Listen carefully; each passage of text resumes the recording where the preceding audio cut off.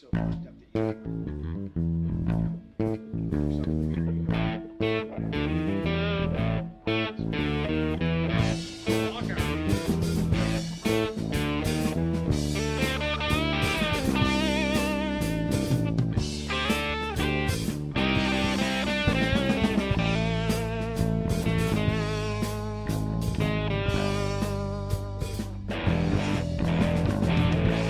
And now, live from the Man Cave, Studio B, deep in the heart of Livingston County. I don't know about the Constitution. I'm trying to think that is. This is my brain.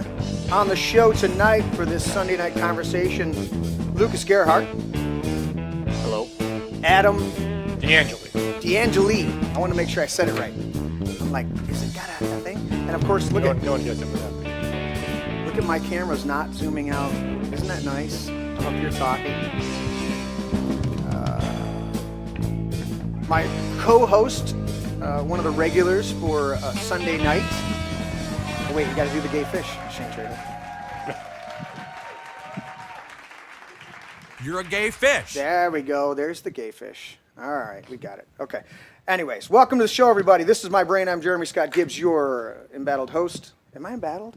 Oh, perpetually embattled. Dude, I've only been booted off 4 or 5 times, different platforms.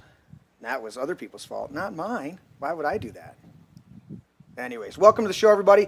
Make sure you hit the thumbs up button there, do all that jazz. Like, share, and subscribe, all that stuff, whatever, yada, yada, yada. Welcome to the show. We're going to have a good conversation, talking about a little bit of youth report. We're going to go through the president's report card. We'll see what that looks like. You guys are headed down to hang out with Tom Massie for the big push on the primary. Yeah. Yeah, there's election day is Tuesday. Yeah. So we're going down to the work. Election day operations are always an important part of a campaign, and this is the now officially the most expensive primary congressional House race in history. So Isn't that boggling? Isn't that amazing? It's like they've put so much money into this, and you're like, why? Why? How much is this guy really that big of a threat? You got 1,500 other things that we could dump money into to make this country better. I think when Trump first got into office, he thought he was going to be kicking off a 500-year imperium, and somehow it hasn't sunk in yet that the polls are saying otherwise. He thinks he doesn't need any money for re-election. Dude. So, Well, yeah, not wise, because the amount of money they spent in this race is obscene. And for Massie, it feels like a lot of the old school Liberty people, all the ones who've been doing this for up to probably 20 years now, close to 20 years now. Everyone's kind of getting the bat call to go to Kentucky and make the pilgrimage down there for what 100%. How many people? We hope is not the last stand. We hope is a very successful stand. But Right. the whole gang's going to be down there. Kristen Megan Kelly's going to be down there. Already is down there, as a matter of fact. She's been dodging me, man. Stuart Rhodes. You shouldn't have sent her that pic of your anatomy. That was a big mistake. But Micro penis pick. I don't know. Stuart Rhodes from Oath Keepers is down there. A lot of the people who have been in the fight, very hardcore. For decades now are all going to be down there. It'll be a really cool family reunion of sorts, and hopefully we'll have a lot of cool things to celebrate about Tuesday's result. I like it, dude. Oh, I hit my mute. And then I hit it again thinking it was unmuted. Anyways, that sounds good. I'm looking forward to that. And I want to hear, that's Tuesday night. You guys are going to be there on the ground. I would like to potentially have you zoom in. I'd love to zoom in. Yes. Yeah, and just give us a sit rap on the ground because they're Eastern. No, it's Kentucky's Eastern Standard. Is it so Eastern? same Okay, time. so I mean, So, we if start the it's show right when at you guys, the polls guys- should be closing. 8 o'clock, right? Yeah. So yeah, if you want to, maybe like 9:45 or something. Yeah, I know you're going to be in the thick of it. But I'll call you from Massie headquarters potentially. Yeah. That sounds good. Well, welcome to the show, guys. I want to dive into a little bit of stuff, but is there any disclaimers? I know anything you guys got to just I'll use my normal, divulge yourself from? my normal disclaimer. any opinions or words that I say here today Are totally cool. are the official stances of the Republican Party. Very good. I do have to say this. I didn't have it in our notes today, and I normally this is our normal Tuesday night thing. How was the ribs tonight, guys? Great. Very good. Great. Cornbread too. Very buttery. Now I wanted to do my own because I do a cornbread casserole. That was Gordon's. Okay. But Gordon's does a great job on a lot of their casseroles. Well, all the ones we get. But the ribs, yeah, put those on at 11. Hold them by 5 o'clock. Tasty stuff. They're lovely. Dude, What was the sauce? I can't tell. No. Oh. I meant the shit that you had me throw on there was good. Good shit. Oh, that was Memphis. Memphis Sweet and Smoky. Memphis, what is it called? Memphis barbecue. You guys know it. It's the green bottle. You guys out there in the audience know what I'm talking about. Yeah, that stuff's great. But I do a dry rub, and then I do Your secrets. honey mustard, and then another barbecue, and then I rub that all together on top of the dry rub, and then I sprinkle it with the dry rub again. There you go. Throw it in the smoker for about 3.5 hours, sometimes 4. Then pull it and throw it in the pan that it came off with, where I put brown sugar and apple cider in the bottom and let it steep. Well done. God, I'm gonna go back down and get some more. Yeah. I know I had to pull away from the table. I'm like, dude, this is so good. Anyways, that was food tonight. I want to get in. Last time you were on, Lucas, was like 2 years ago, right? A while ago, yeah. 2 years maybe. Yeah, Dad. And you were with your dad. Time flies. Time flies. Adam, this is your first time on the show. Yep. But I want to get into you. So give us a quick recap. You initially came on the show because you were accused of being a terrorist, and you're either with us or you're with the terrorist. So apparently I'm with a terrorist because I was with you. We had a good show that night, and you shared your story. We don't want to recap that, but suffice to say, you took your AR My AR-15, yep. to campus up there. Was it Tech? No, Lake Superior State. Lake Superior State. I knew it was right there. You took it to campus, but what you did was you took a little picture of yourself before you went to campus. Well, it wasn't even a picture of myself. It was a picture of the rifle, Yeah. stationary in place, that said that it ought to make the snowflakes melt. And by snowflakes, I mean snow. And So you even clarified it because you didn't want people to think you were making a And threat. that was the totality of it. well, there was actually also the addition of following it up with that it wasn't a threat. Directly said that. Right, to clarify. Yeah. And so that was the totality of it. Yeah, and so based on that, and this is for the people in the audience that didn't catch that show or don't know your story, Lucas, this is a school that has an armory. When you get to the school, everybody brings their guns into the armory, checks it in, gets their ticket or whatever the tag or whatever they get, and you can come use your guns because it's actually a school that has a huge criminal justice. It used to. It used to. Not anymore. They've kind You of brought it down single-handedly? possibly. Wow. Well, actually, because after this had happened, there were people calling the school, freaking out because one, people on our side saying like, "Why are you prosecuting or persecuting this guy for this sort of thing?" Yeah. But also on the other side, all the leftists were like, "Why the hell are you letting rifles onto campus?" And so Which they had no clue that there was a whole armory yeah.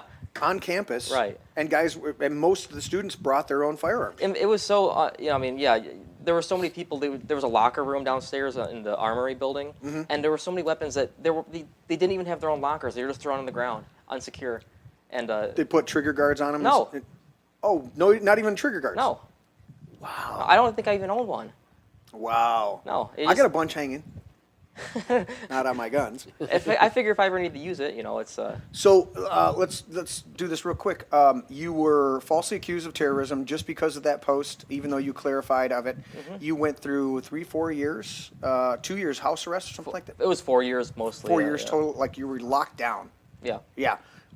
What's happened since then? Because you were ultimately cleared, or they dropped the charges, or whatever the hell. Tell us what that was, what you've been doing. You just told me you just graduated with a history degree. Yeah. So everything ended eventually after the media request came in to actually view the trial, and so that scared the shit out of the court.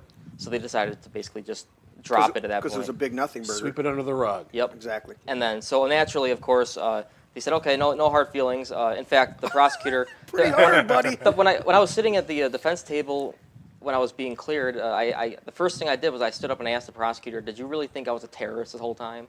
And she said to me, no, but we had to be sure. So, That's the legal standard. You know, and then we have to be sure. and then they followed it with like, I think they're like, you'll be careful about what you post next time, right?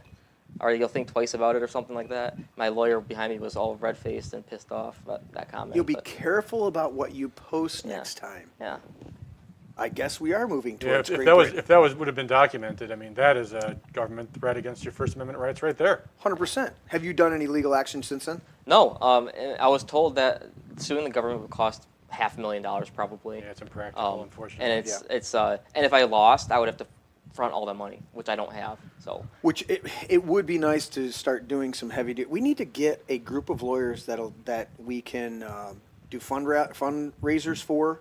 Like that a will- legal guild Yeah. for this kind of I mean, shit. I know Bobby Barnes does the what is it called? The 1776 Law Center.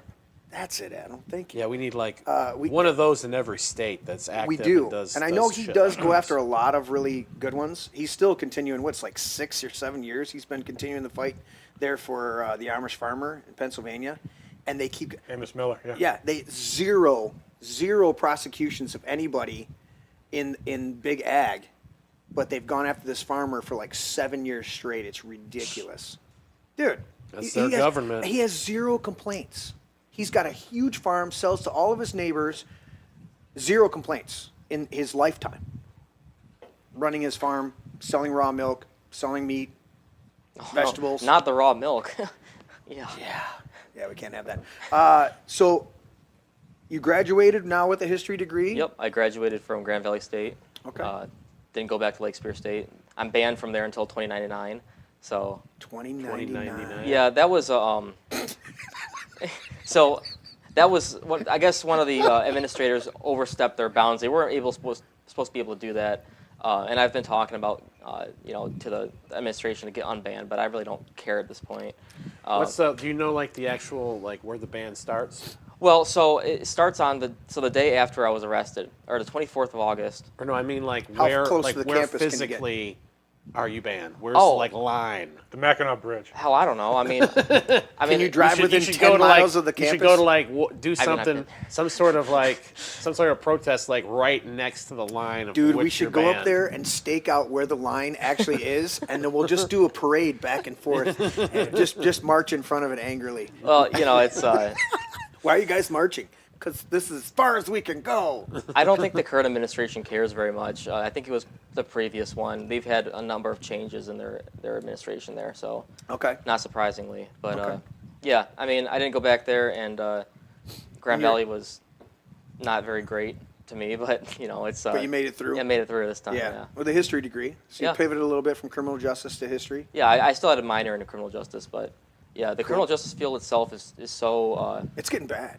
I couldn't do it because literally it's getting it's woke full and of- it's woke, libtarded bullshit Yeah. nonstop. Yeah. It's getting really bad, and I'm kind of concerned for the future of the legal field and for law enforcement. Well, you were saying some of the officer class that you're seeing come up right now is pretty a little sugar in the tank, maybe. yeah. So something going on. when I was going through Lake State, it was they were mostly the ones that give me problems. But now, the Generation Z, it seems like the pendulum is They're swung. getting back. Is swung. I mean, they grew up, but they're getting beat over the head with all this stuff. Right. For 25 years, and Right. now they're kind of in their own element, thinking I'm sick of it. So Yeah. the pendulum is on the other side now, and Right. I think maybe things will be better, but it's still the problem is it's the administration, it's people teaching everything that's still an issue. Institutions are so rotted Yeah. that there's basically no way for them to change other than to collapse completely. Right. And I'll tell you what, if we could get out of the highwayman mentality where we're just pulling people over for arbitrary tickets and pulling them over for nonsense stuff, and we actually had law enforcement that worked with the communities versus being a revenue collecting group of people, which I have officer buddies and they hate it. They hate doing traffic stops. They hate doing that. He's like, I don't want to do this shit. I want to, I want to be, they're part of the community. You know, when they drive through a subdivision, nowadays they're being told you got to look for infractions. You got to look for things like this. And they're like, dude, I'm driving through to let criminals know that there's a police presence and don't fuck with my neighbors, you know? And they don't, since it's become revenue generation, you know, when they're banking on when they are doing PSA ads for seatbelts and when they're banking on you getting so many traffic tickets and that's our revenue, part of our revenue share for the year. It's like, dude, that's a scam. All right, so you're doing good. At least the prospects are good, and you're weathering the storms and making through there. Adam, this is your first time on the show. Obviously, you're in mixed company, hanging out with Shane on a regular basis. Yeah, Shane's old buddy yeah.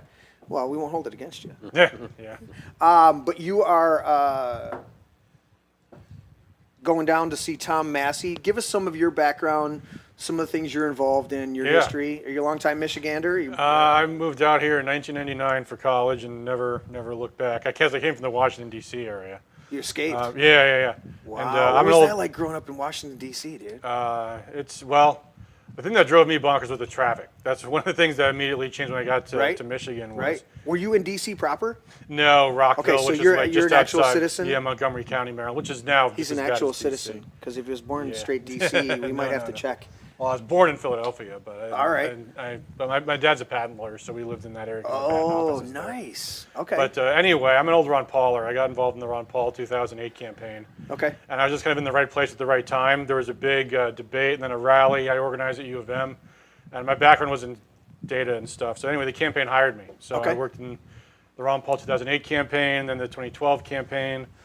Then I just kind of became a freelance political operative. I worked for a congressman for a year, and then I worked in the state house for a while for a guy named Gary Glenn. I actually got involved with Lucas because I worked for his state rep when his case was pending. That's how I found out about all that. So he's reaching out to them, and you're in contact through them. Yeah, which is a whole story. But anyway, but then after the lockdowns began in 2020, I started an organization called the Coalition to Rescue Michigan. And Shane actually here was part of me getting that set up. So Okay. been kind of just blasting the political establishment ever since. Okay. What's the draw? I always ask this question to a lot of people, especially Shane, because I got to know. But what's the draw to politics? What drew you? Your dad's a patent lawyer. He's helping. It wasn't that at all. I didn't know what I was going to do for a living. I mean, we all have our own reasons for getting involved. For me, it was the foreign policy stuff. I was in college back when George Bush was bombing Iraq, and they were with the terrorists. Oh yeah, the terrorists. You know, Terrorists. which was almost as feeble as the reasons we're attacking Iran now, but. Well, it's been 47 years, and 47 is going to take care of business finally. We've Oh, been yeah. Every other at president- war. Well, we've been at war for 47 years. You know Well, and every president, finally we got a president with balls who's going to take care of Iran. No, we've got a president that got duped into doing a fight that all the other presidents looked at, and his cabinet advised him, not a good idea. Yeah, although I think there's a big part of him that was happy to get involved in that mess anyway. And Well, I think he's learned his lesson, but it's too late now. It's There's too no late coming now, back and from that. I had to say this on the Tuesday show and kind of correct the conversation because I said, guys, this has nothing to do with nukes. It has to do with the petrodollar. The reason we went into Iraq, the reason we went into Libya is because they wanted to trade their oil in something else other than the petrodollar. And if that happens, our economy collapses and we've got a road warrior situation. Same with the BRICS nations. The reason we had to take care of put a big stop on the BRICS nations, it all comes down to the petrodollar. That's really what all the other things may add to it.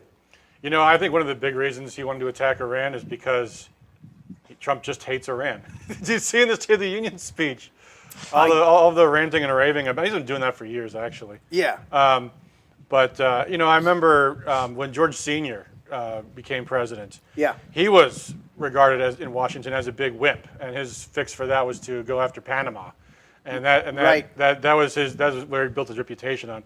Now Trump already had a term in the White House, and his big claim to fame was not starting a new war, so you thought he might have stuck to that, but We would have hoped. no. It seems like something really switched in him right around the New Year, when it's like Netanyahu came down right after Christmas, and it was like they all took some neocon Viagra crack or something, and then he's off to first to Venezuela and then to Iran. Do you guys think that there was, just doing the timeline, if you go back in the timeline, do you think there was, I think there was a pretty significant change right after Charlie Kirk was assassinated. I think they That's when walked they were in the able. That's when they were able to silo him very easily. I think they walked into the Oval Office, whoever they are, and they said, "Mr. President, you dodged one there in Butler, and thank God for that, Mr. President. Thank God for that. But Charlie was just taken out here in a public space. Might want to think about some of your policies." Yeah, it's the old joke about they take him into the smoke-filled room and show him a video of the Yeah. Kennedy assassination from an angle they've never seen before. Yeah, the Exactly. Bill Hicks joke. Yeah. Yeah. Well, and that's the dynamic. But you're right. It's hugely disappointing the turn that he's taken because he's. So much potential. Who was it? It was one of the big pundits on our side. It was on InfoWars this past week, and he says it wasn't a guest, but Alex played his clip, and he goes, "All right, here's the 20 things that Trump ran on from his platform, from his page," and he goes, "There's one that he's keeping, and that's the borders, and even that we're not getting the deportations we were told we were going to get. Yeah, the borders closed, but we're not getting the deportations." Yeah, I'll push back on that border stuff too, because the other thing Trump said multiple times was actually we got to go soft on the illegals that are working the farms and the hotels because they're so important. And our poor farmers, he's talking about farmers, he's talking about Monsanto and Tyson Foods, not little family farms. It was the day after he came out and he was like, "Nope, everybody's going to go back no matter what. Everybody's going to come back." And like the next day after he met with a few people, he was like, "Well, we do have to consider that there's a few people." I mean, I've got my. Yeah. What they ended up doing was just not officially doing anything, but just selectively not really enforcing the law. And then I remember it was his ag secretary, Brooke Rollins, comes out. He says, he's not giving anybody any amnesty, but they always say they're not doing amnesty when they're doing amnesty. What they do is they just don't officially write down, "I am giving them amnesty." They just don't deport them. Right. And Trump, after coming back from China, I think that's in our. China. We'll go back through the Twitter videos that I gave to you. I believe one is of Trump saying that Oh, do we need to do that now? we need to bring in 500,000.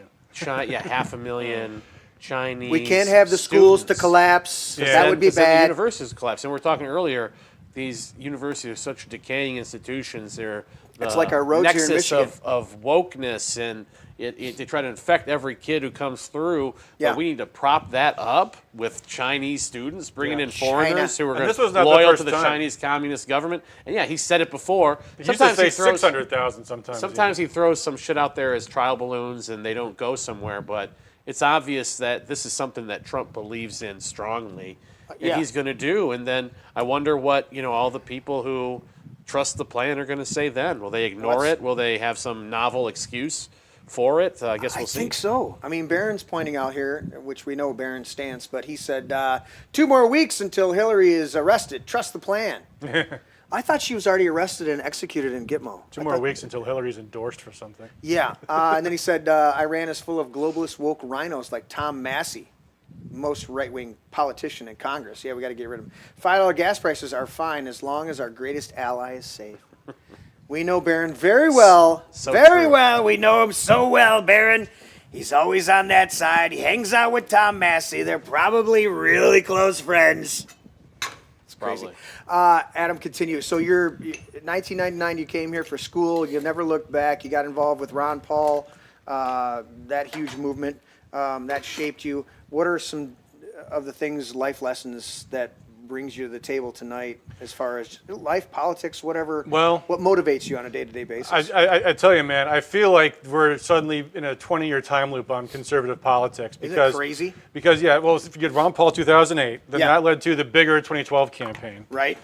And in the meantime, Rand got elected to the Senate. So then 2016 is coming around, Rand's going to run, then Trump shows up. But, hey, Trump is very anti-establishment. He's saying a lot of the same things. This is going to be great, Right. First term happens, not so great, but lessons learned, we thought, right? Yeah. And then Too many bad people in his cabinet? Yeah, and then there's the theft of the 2020 election. Trump's out to pasture. 2024, we think, finally, Yeah. Trump's coming in, second term, Yeah. lessons learned, nothing to lose, doesn't know the corporate establishment anything. This could be, this could be amazing. Mm-hmm. And then comes like the biggest, most insane set of betrayals ever, which we've just been talking about. Right. And now it's like we're back in 2006 all over again, where we got a neocon in the White House. The Republican Party's falling apart because everyone that believes in the Constitution and living in government can't stand him anymore. Right. And now we're thinking about, okay, well, what's going to happen for 2028? I mean, at this point, Well, and it's factioned within us as know, well. we need another Ron Paul, maybe someone younger, but I'm having to have discussions with other Republicans, and they're like, "Oh, you dislike Trump now?" Or somebody will say, somebody say, "Oh, like Alex Jones," and I'm like, "But dude, this is the one person that Alex Jones went out of his way to support because he believed his platform and watched him follow through on a lot of stuff, even though he was facing opposition." And Jones took a lot of shit from people who said, "Oh, you're all over Trump's nuts." He lost a lot of supporters from people who listened to him for probably 20 years or so because of his support for Trump, and now look where he's at. Yeah, well, and then we're going to Massie, Marjorie Taylor Greene, Lauren Boebert. What was the one you sent me, Shane? What he said about Boebert? Yeah. Yeah, throw it up there. Is this it right That's here? it. Yes. All right, let's go to that one. Yeah. So Then I'll have you continue, Adam, on your. well, to that point, I'm looking at this post of Trump's from yesterday. Yeah. I mean, a couple of things stand out. One is the guy's an absolute emotional mess. Like, Boebert does one rally for Massie, and this is his reaction. This is insane. This is I mean, this is hubris at its height. This Yeah. is Xerxes facing 300 guys, with a million-man army. Yeah. And Xerxes looks out at 300 guys and has total hubris. Yeah. It's like, why even comment? Yeah. When we started Rescue Michigan, the big thing was the lockdowns. And one of the things that I really thought was something that people should be really talking about with Gretchen Whitmer is just how insecure she is. And everything she says and does, once you see that, you realize, like, that was this big problem that she has. Trump has the same exact problem. Yeah. He is so emotionally insecure. And you have to wonder why at his age and now being a second-term president, we're still here. But Isn't it amazing? I want to address this a little bit because when we think about it, we've always said that, I've always said from day one, actually before he ever ran for president, that he has a huge ego. Yeah. Right? Yeah, he wouldn't be in the position he's in right now if he didn't have that huge ego. Correct. But now it's not. And that's okay to have a huge ego because you hear so many stories from behind the scenes of how generous he is, how good he was to his people. They couldn't find a single person that worked for him that would actually go on record and vilify him. They try to find some black person. They're like, actually, no, he walked through the office and made sure we got twice the bonus because he knew we where we were in life and wanted to make sure we had good Christmases. Or the guy that helped him fix his tire and he pays off the guy's house. Those are not isolated stories. So you go, all right, you can have a big ego if you're a generous, honorable dude. We get that. And Trump's a world-class schmoozer. Exactly. He's always, either talking people up or he's ripping them down. But to have this hubris, in my opinion, of you're so thin-skinned that you have to respond to these petty little things. Yeah. If you're the bigger person, just walk away. You know how you diffuse an argument? Ignore it. What are they going to do? Keep screaming on your front porch? At a certain point, they're gonna lose steam and walk away. And it shows how deeply personal it's gotten, where they want to get rid of Massie. And they say, "Oh, well, he voted against the Beautiful Bill Act or whatever, the one that." Because he saw the bullshit in it. Yeah, good for him. And Yeah. and that's a bad thing now. However many trillions of debt the Beautiful Bill Act added to the national debt. Massie was the one who opposed it. All those other supposed fiscal hawks in the House Freedom Caucus, they rolled over. They went along with it. They were only against debt and big government till the moment Republicans got into power. And that's the rank hypocrisy there is nauseating. And a lot of voters are put off by that. And now it's gotten to the point where if someone does go against that, does live up to what they say on the campaign trail, they are crucified and have the president going after them. Yeah. Anyone who comes out in favor of them, Trump tries to destroy them. So it's just descended into something that's as ugly as I can remember seeing in politics. And it's this emotion, as you said, it's this emotional immaturity, whatever it is. It's like, why even bother? It's very strange. It's hard to explain. Yeah. I think people figured out Trump's psychology when he first came into office in 2016. Nobody understood Trump. Right. Now they know how to manipulate him very well. Yeah. And I also think you have a problem when people become emotionally invested in something. Yeah. And they get sucked into it. This is how delusions start to form. Yeah. Is that you can't admit you were wrong, especially when everyone in the world is watching everything you're saying and doing. Yes. So it just gets ratcheted up higher and higher and higher to the point where you're now spending tens of millions of dollars in this race. You got your war secretary, Pete Kegbreath, coming to Kentucky to do a rally when you're supposed to be planning for this Dude, this we're in the whole middle Iran of a thing. conflict or whatever the fuck you want to call it. And This whole thing looks so bad for him, and he doesn't see it. I know, I found this out years ago and I found it out with my kids that you do your best to discipline your kids, to raise them upright, to love them, of course, that's paramount. But you got to get after them. They're kids, you know. Yeah. There's a whole bunch of proverbs, different phrases in Proverbs, you know, train a child in the way he should go, and when he's old, he won't depart from it. Spare the rod, spoil the child, and he'll grow to hate you. If you discipline your child, he will love you. You know, there's a whole bunch of stuff in there that if you actually care about your kids, they understand that you care. When you ignore, or when you let them go, what's one that says, a child left to his own devices will disgrace his mother and bring shame upon his father. You know, there's a ton of them. So I was careful to do it. But one of the things that I did with my kids, no matter what the discipline was every once in a while you get it wrong, right? As a parent. You go, oh, I didn't realize, you know, what the situation was. So I instituted a few rules with the kids, right? The first one that comes and tells, I said, if all of you were involved in a conflict, you're all getting a SWAT and we'll sort it out afterwards. Well, that mitigated not just the conflict. It didn't stop my kids from coming and telling me stuff, because if they were in the right, they go like, I'll take a SWAT because I know they're going to get a SWAT too and they deserve it. Yeah. But that didn't always happen, right? Mm-hmm. We'd always work it out. But no matter what, with my kids, I would go, listen, you're learning to be a kid. You've never been a kid before. I never been a dad of you 3 kids before at this age and my age. So I'm learning on the job too. So let's work together. You do your best to be a good kid. I'm going to do my best to be a good dad, and let's work it out. But one thing I was never afraid of was if I made a mistake, very rarely, but every once in a while I go, hey, Dad got that wrong. I didn't realize there was a situation going on, and I apologize. I'm sorry. And I would sit with them for a minute, and I go, I'm going to sit here for a minute. I'm not going to do a passive, yeah, I'm sorry. You know, I'm sorry, Dad missed it. Yeah, You know? that's one thing I think they figured out about Trump is they know his psychology, which comes from Roy Cohn. He can't apologize at all. He can't ever do that. And it's you know, we say the phrase usually on the show, never apologize, never explain. It's a sign of weakness. Yeah. That's if you're not wrong. Yeah, exactly. You never apologize and never explain. If you're taking the right position and you know you're in the right spot, you don't apologize for being in the right place. Yeah. You don't explain when you're doing the right thing to people who don't care about your explanation.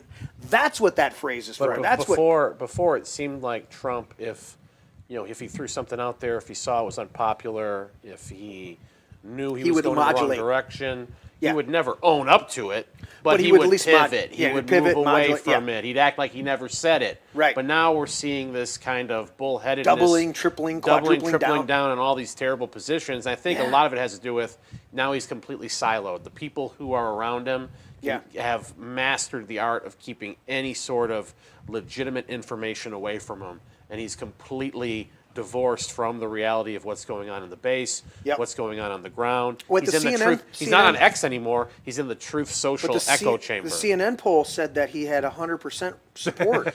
Because that's what so they're giving to him in those his hand. people That's that the first thing in his stack of things he's reading. 100% support. You're so popular. The war's so great. Look at this big boom that went off in Iran. It's so great.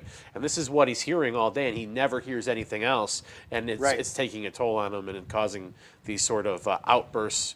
And now he's, probably having cognitive dissonance from, hey, why is it going all wrong? Getting more angry, doubling down, and this is why we're in the disaster. The hope is a Massey victory will snap him out of it, which even that probably won't. No, it's worth a shot. It won't. It won't. Yeah, no, it won't. But might cause him to fire some people, though, and that might help.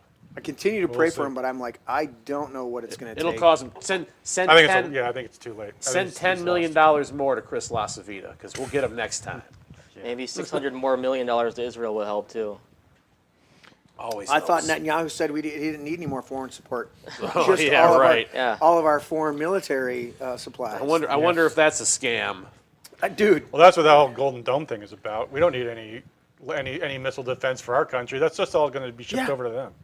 Why are we supporting a country that has a higher per capita income rate than our own country? Very strange. What kind of money do they need when they actually have more money on the average citizen than exponentially more money than what we have? I'm not saying anything about them being Jewish and knowing how to do money. That was just the idea that they're. I think that's what you were implying. That's not what I was implying. I don't know why you had to look at me like that. Let's go back to this real quick, and I want to read this and then have Adam follow up because you started to comment on this. Is anyone interested in running against weak-minded Lauren Boebert in Colorado's 4th Congressional District?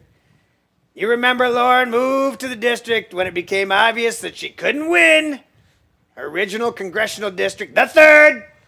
Carpetbagger, indeed.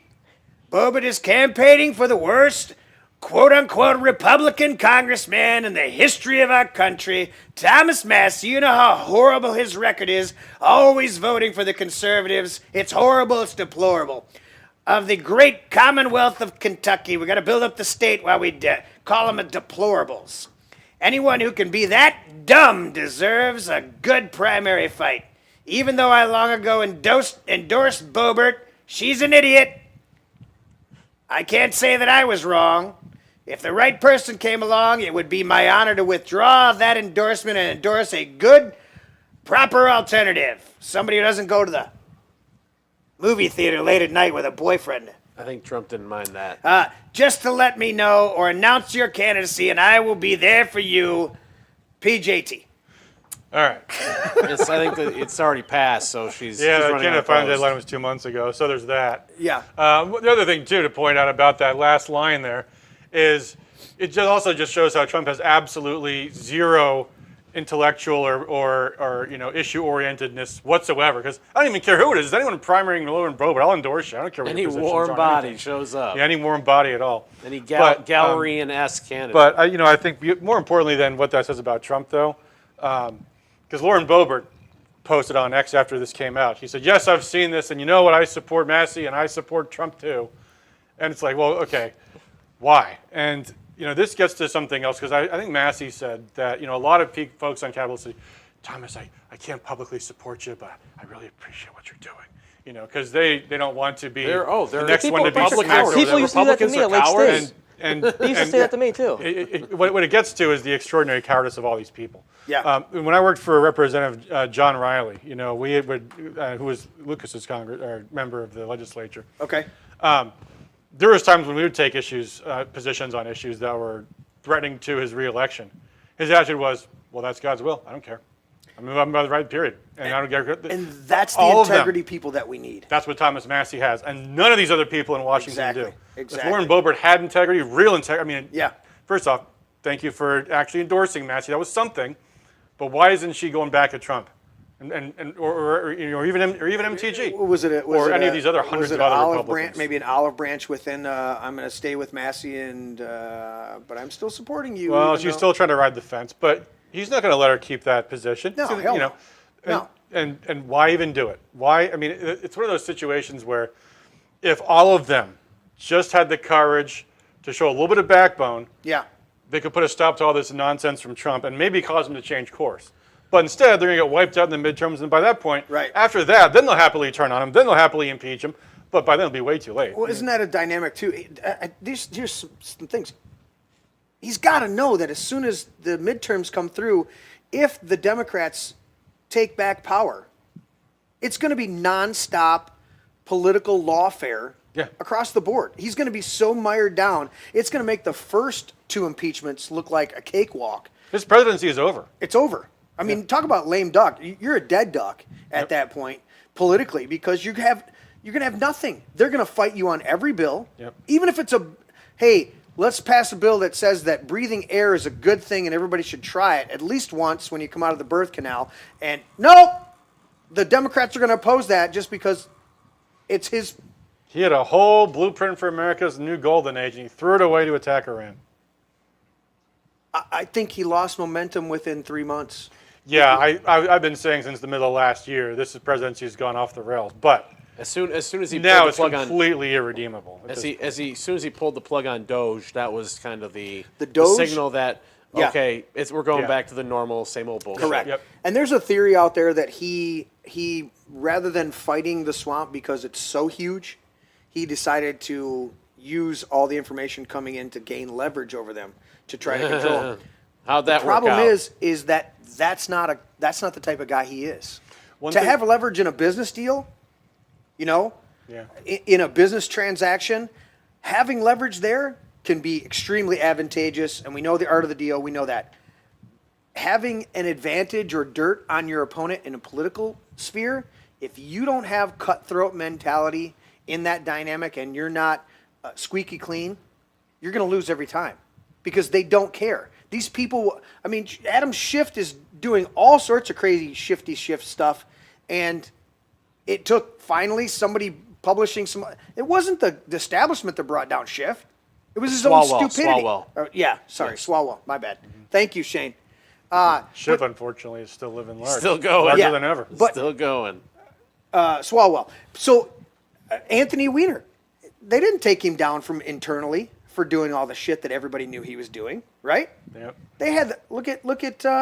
They went after Giuliani, bankrupted him. Is he still doing all right? Or is Yeah, he- he's recovered pretty well. Yeah. Okay. But they came and raided his whole house, took all of his stuff, and he's like, here's the Hunter Biden a copy of the laptop hard drive. And they're like, we don't want that. He's like, you took my cell phone and my pager that I haven't used since 1980, and you don't want the Hunter Biden hard drive. Nope, we don't want that. Okay, because that's got Burisma on it and, 10% for the big guy and all that evidence, but we don't want that stuff. So it just... I just don't see Trump as like wanting. I don't think. I mean, obviously, there's not some kind of master plan behind it. I think it's just easier to go along to get along.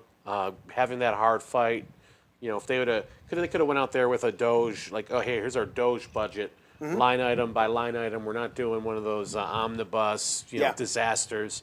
We're going line by line, and we're going to have a grueling fight over this budget.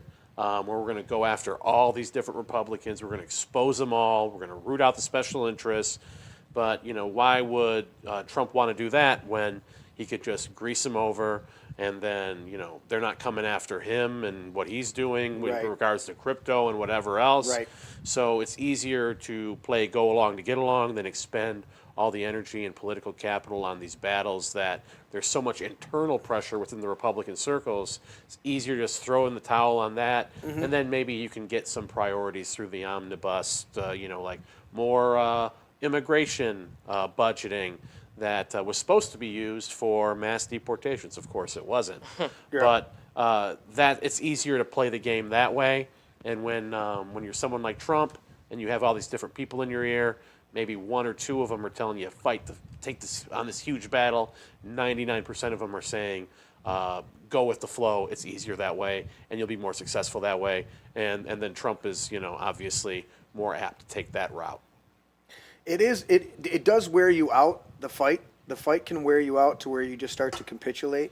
But that's not the guy we elected. We elected the guy that didn't even take time to walk from inauguration.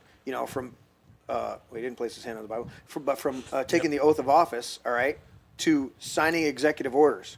Now he learned from his first administration that I'm going to sign these executive orders on air, live in front of everybody, and I'm going to hold it up and show it. So you see what I'm signing, because he was signing executive orders in the first term, and they would take and throw them in the trash on the way out the door, Yeah. and never implement any of it. So he's like, I'm doing this, and he has this little guy. What's this guy that stands next to him and reads it out? Well, Mr. President, this one's such and such and such and such. Okay, it's great, it's wonderful. I'm going to sign it. That was good. Doge was good. Got rid of Doge. No arrests. Then he's selling digital fucking coins and cards with his face on it. And I'm like, wait, what are we doing here? You started out great in the first 10 minutes, and now we're just establishment. Yeah. Putting out shit coins. It was, one of the figures that I've been baffled by is, you remember in 2024, it seemed like the one guy who really, saw how the game was being played was Don Jr. And I was like, oh, he's this guy who really sees all these, he's Yeah. on Alex Jones, he knows what's going on, yada, yada. I used to Seems like like he has watching his finger, and then it turned at into- least he seemed like he had his finger on the pulse Yeah, of the grassroots. Yeah, exactly. And now it just seems like this is all just a cash grab. But Like, then that's what- once that's what you hear him and Eric once doing. he saw that $700 million phony baloney crypto check hit his bank, He's That like, shut him up oh, pretty quick." shit, yeah, check this out. Yeah, maybe there's some Israeli blackmail involved too. Who knows? You know, Maybe. it Maybe. always could be The that. Epstein files was a turning point too. Oh, of course. That's another huge one. But Yeah. to me was what, late in the fall when he really started to go Yeah, hardcore on. midsummer. Yeah, about then. Yeah. Yeah, where he was like, why are you looking at this idiot, this loser, Epstein? Why are we talking about it? Yeah. And what he said, I believe MTG when she said it, that she talked to him and he said, this will embarrass a lot of my friends. Well, let your friends be fucking embarrassed then. Yeah. If your friends are raping children, you have a problem with your friends. you need Well, a new friend circle. If you believe Your anything friends are that's child coming out rapists. in the Epstein files, raping is the tip of the iceberg. Yeah. Eating them. Pizzagate type shit.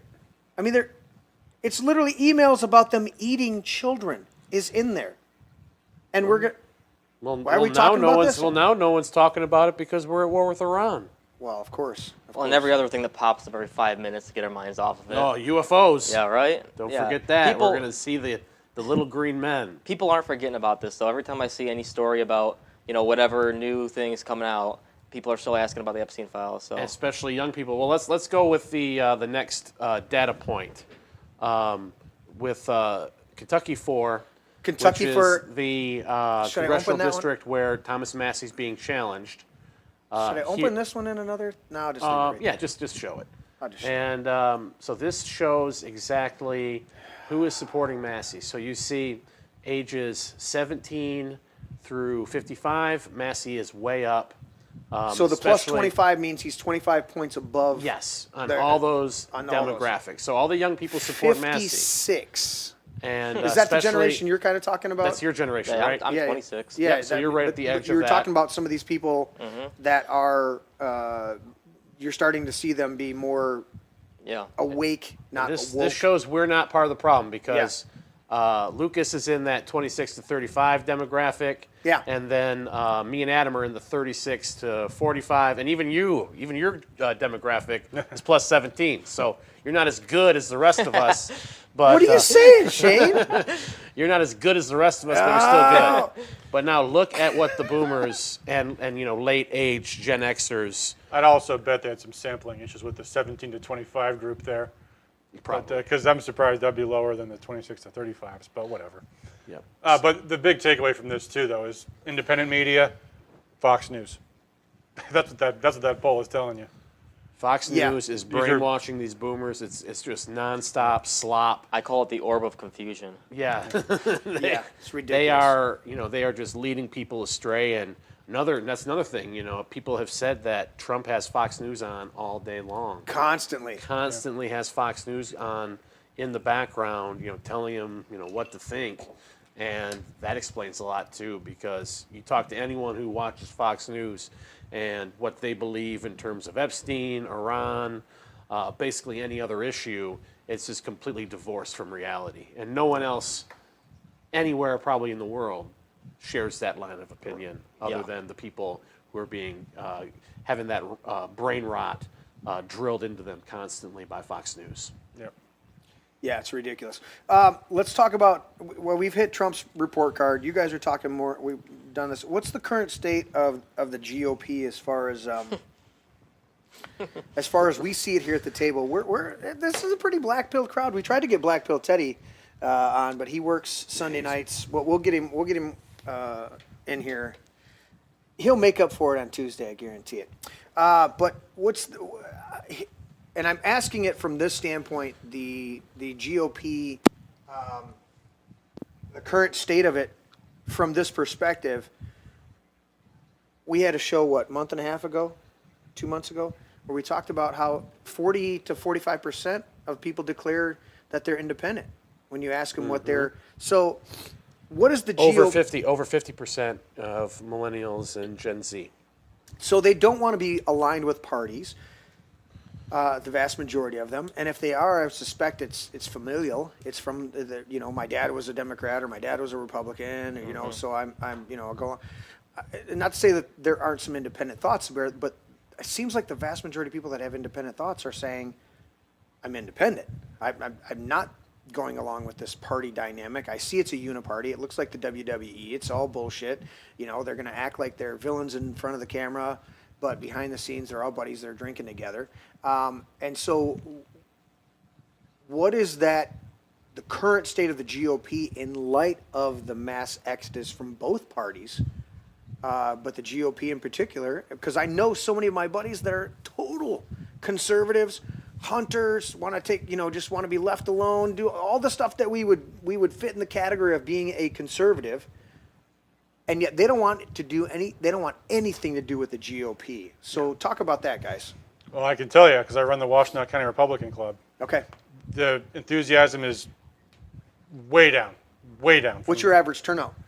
Meetings we have people drop off all the time. I just heard the other day at one of the county, not our county, but a different county.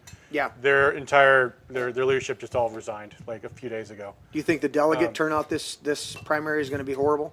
Absolutely. I mean, the last state convention, for the first time in years, our county could not even fill their state convention delegation. Couldn't do the quota? Nope, not enough people even showed up. Yeah. We didn't even need any alternates. We could have had. I didn't even bother going because I didn't care. Because I'm like, what's the point of going to state convention when they're going to get all wiped out in November anyway? They got me asked to go to county convention to be elevated to state, and I said I don't want anything to do with it. Yeah, I mean, and the reality is, this comes from Trump. The Democrats have done nothing to rehabilitate their reputation since 2024. Yeah. They're still crazy on the radical transgender stuff. They're still crazy on the open border, Right. law and order hating stuff. They have. But aren't we even seeing a max exodus out of the Democrat Party because they become? A lot of people have realized, they did it overnight, but I've got people that used to be part of the Democrats. They're like, the big ones were. But we're still a two-party country, unfortunately. Correct. And when the election rolls around, Yeah. the Democrats will get their people to come. The Republicans won't, Correct. because they're going to say, I have to choose between one of these two, Right.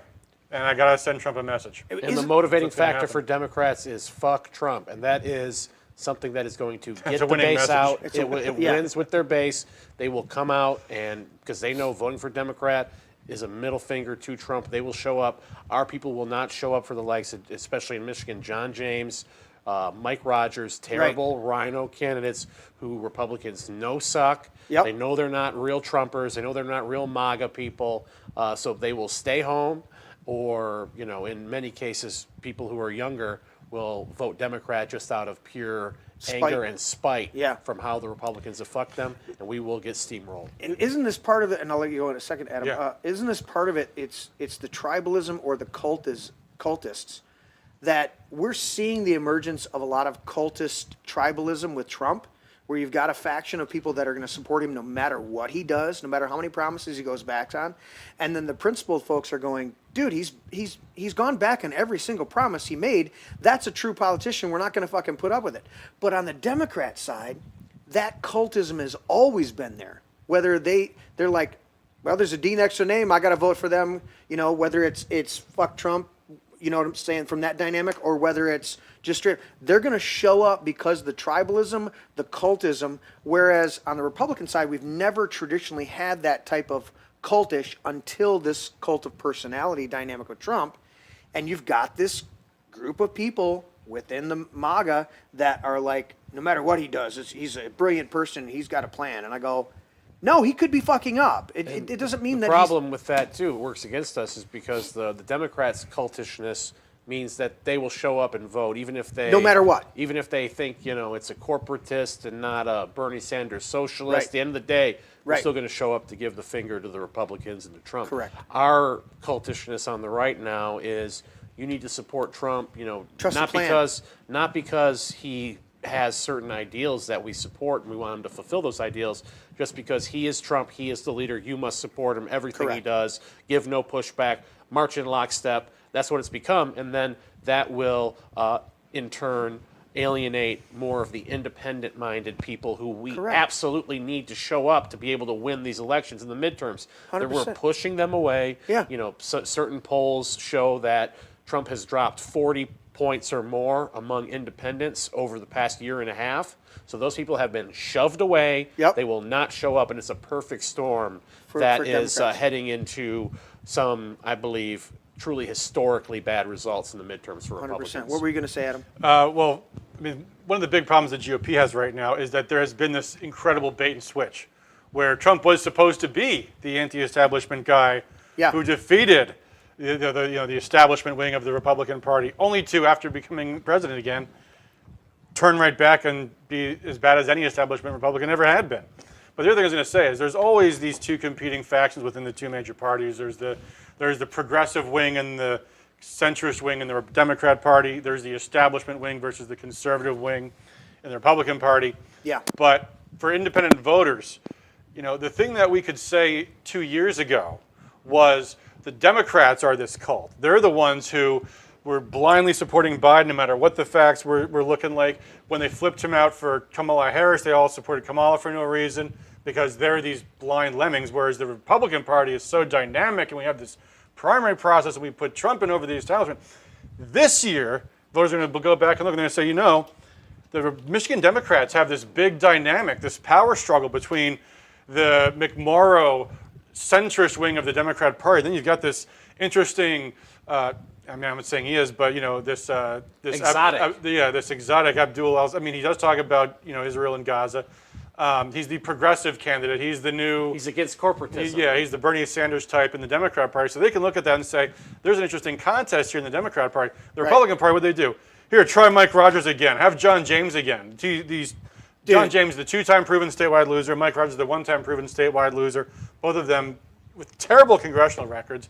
And they're like, shut up. We're going to shove them down your throats. So the voters are going to look at that and they're like, actually, the Democrat Party at least is the ones having a discussion right now. These guys, the Republicans, are suddenly the ones not having any. So aren't the Democrats, they're like, you know what? We're losing a lot of focus because we're so woke and so full of shit that maybe we throw this guy up and see if he sticks. Let's throw this person up and see if they stick. Let's throw this person out there and see if they're on the left. Let's see if we can get some traction out of this person. Whereas the Republicans, you rightly said it, the establishment Republicans are just like, well, who can we find and dig out of the closet that might not hurt us? The problem is they haven't had to do any soul searching because they just said, let's just let Trump burn it all down. Because if they were actually to deal with, okay, we lost really bad in 2024, we don't want to lose anymore. Mm-hmm. Let's not just put in a black woman because she's a black woman. Let's maybe drop the radical transgender ideology stuff. They don't give a shit about if you can do the job. But they don't need to change, so they won't. Exactly. They don't have to because we've let them have that. And this has been amazing to me in the uniparty thing. I watched this over the last 30 years, 35, 40 years of paying attention to politics. I'm not that fucking old though, Shane. But I watched them where they're willing to lose a majority in the House as long as they maintain their position. They're whatever if they're a rep or senator or whatever, they're willing to lose it because ultimately behind the scenes they still have control. They still wield power. They still do something. That's amazing to me. The contrast is a Tom Massie. The contrast is a Lauren Berbert to a certain extent. A Rand Paul, obviously, a Ron Paul, absolutely, ultimately. Yeah. You've got these people that no matter what it is, if they see something, we've had good politicians that'll vote for a bad bill because there's one element in there that supports their community. Whereas a principled person would go, I can't vote for the bill because the ultimate bill is horrible, even though this small portion of pork over here would help my constituency. I need to have better messaging and tell my constituency I want to support this item in the bill, but they've omnibused this bullshit together, and I can't support the overall bill because it's an ultimate detriment to the entirety of our state, of our nation, whatever it is. When you're voting yes on that shit, you're playing their game. You're falling into the same 100%. trap. Right. You're perpetuating the evil system that screws us all. Yeah. And you have become the swamp. Whether you want to admit it or not, you've become the swamp. And didn't Tom Massie there was one clarification where they said, why did you vote against this? And he goes, because it's going to go to committee, it's going to come back around, and I can get that kicked out right there. So I'm going to vote no on it, or whatever he voted. He voted yes or something like that, because he knew he could fix it, because he was part of the committee or whatever was going on. Anyways, that was a great explanation, and I'm sure it resonated with Kentuckians. Is that the right word, Kentuckians? Kentuckians? So, yeah. Is it Yeans? I think it's Kentuckians. Kentuckians. Anyways, it resonated with them. And obviously he has a great track record of communicating with his constituency there. We have a huge problem of not communicating across the board, of being transparent in the Republican Party. And because of that, people are turned off because they either become single issue people, or they're disillusioned, or they're cultists. It's either one of the. I don't see a balance between people a lot of times, to where there's, either you're with the cult or you're not with the cult. It's the Bush doctrine, right? You're with the terrorists or you're not. And I'm like, how about I'm not with either one of you fuckers, because you're both going to screw it up. Politics is really frustrating work, and when people put their time and effort into something and it all falls apart, they leave. I mean, we had a situation in our county party a few years ago where we had people that were really disruptive and obnoxious, and 3 people just resigned because they didn't want to deal with it anymore. And the reality Probably is people, 3 really good people. yeah, and the reality is when people, and they've seen this in the polls. I remember Bears quoted someone that he was polling, said, "I voted for Trump because I believe in him and I'll never vote again." I mean, people get that frustrated. Yeah. And that's why so few people are politically active, is because they've been burned. And the stuff that they hear from this politician, they're like, I've heard that before, Well, And a lot of people get burned out. It's just the way it is. You get thrown through the ringer, Yep. and you encounter all these unpleasant people who are trying to protect. And it's not just Congress. Yeah. It's down to like the most lowest level of dude, politics. you can have known your to dog man. catcher fucking lie to you And, about the you 4 will- dogs he euthanized last week. You're like, really? They will put in their people, and if you have any new ideas or if you want to recruit new people, they will do everything they can to shut you out at every level, and then it's hard to get more volunteers. Why aren't there volunteers who want to do anything? They complain about. It's like, first off, there's no candidates with any sort of record who are worth supporting. You're gonna go take a whole Saturday or a Sunday and knock doors for a candidate that's gonna betray you For day Mike one? Rogers, when that Mike Rogers, Mr. Patriot Act, Mr. What's Benghazi the cover one up, she was saying? Iraq War supporting. I know, what was the 70? What is it? The 732 or whatever the hell it was. 702. 702. FISA? 702. Yeah, 702 FISA. That's That's Mike Rogers. Kristen Megan Kelly posted one of that the other day. Mike Rogers did that. And Mr. so- 702. Mr. 702 himself. So this is Yeah. the guy who we're supposed to rally around and then go door to door about. Then if you even bring up his record, if you even mention his record, you're crucified. You're treated like you're the other. They want to throw you out of the party. And it's just nonstop bullshit. And you have to have kind of an iron will to be able to endure that kind of nonsense and stick around. Like me and Adam have. But most people are just say, fuck this, I'll go on my boat, I'll do anything, but I'll go get a root canal every fucking weekend rather than deal with these assholes in the Republican Party. How do we feel about this dynamic? I'll start with Lucas. We'll go around the table. How do we feel about this dynamic? If we don't vote for the establishment guy with the R next to his name, then we're automatically handing it to the Democrats. Does that argument even work? It doesn't work with the independents because they're not going to fucking show up anyways, and 20% of the Republicans are going to show up if we're lucky for a primary. What do you think of that? When have you ever heard that argument? Yeah. You got to vote for the Republican because if we don't, Well, the Democrats are going to win automatically. I see voting as an endorsement of the system, of the 2-party system. that I don't Ooh, even. this guy's going full anarchy. Yeah, truly, it's you have a stranglehold over a system where it's either you're a Republican or a Democrat, or you're nobody. You're nowhere. Right. You don't So exist. If you don't vote, Oh, you voted independent? The fuck's wrong with you? you're right. So, I don't know. I don't like to endorse that system at all. I know that. Okay. But you have voted. I have voted. Yeah, I Yeah, have voted yeah. before. But you're in the jaded category? I'm jaded. Although, Not fully black-pilled? I mean, it depends on what subject. But Oh, shit. but Him and Teddy are going to have fun hanging out. But it's really hard because this recent stuff with Trump, and it's How demoralizing? Sorry. How demoralizing is that for you as a 26-year-old? I mean, Black Pill Teddy's on here, most Tuesdays when he's not in Canada getting drunk. How demoralizing is that for you to have a president that we held with such potential, and we saw some good things? well, it's At 26 years old, paying $5 a gallon for gas, looking at your prospects of life, how demoralizing is that for you or your age group that it's you see? extremely demoralizing. I mean, it's to the point where I think that it's going to come to a head inevitably. I mean, there is going to be a point where this all collapses, or God knows what happens, but something's going to happen. Yeah. And it's going to be on my generation to deal with that. Are you guys? When you're talking amongst yourselves, are you guys seeing that? Oh yeah.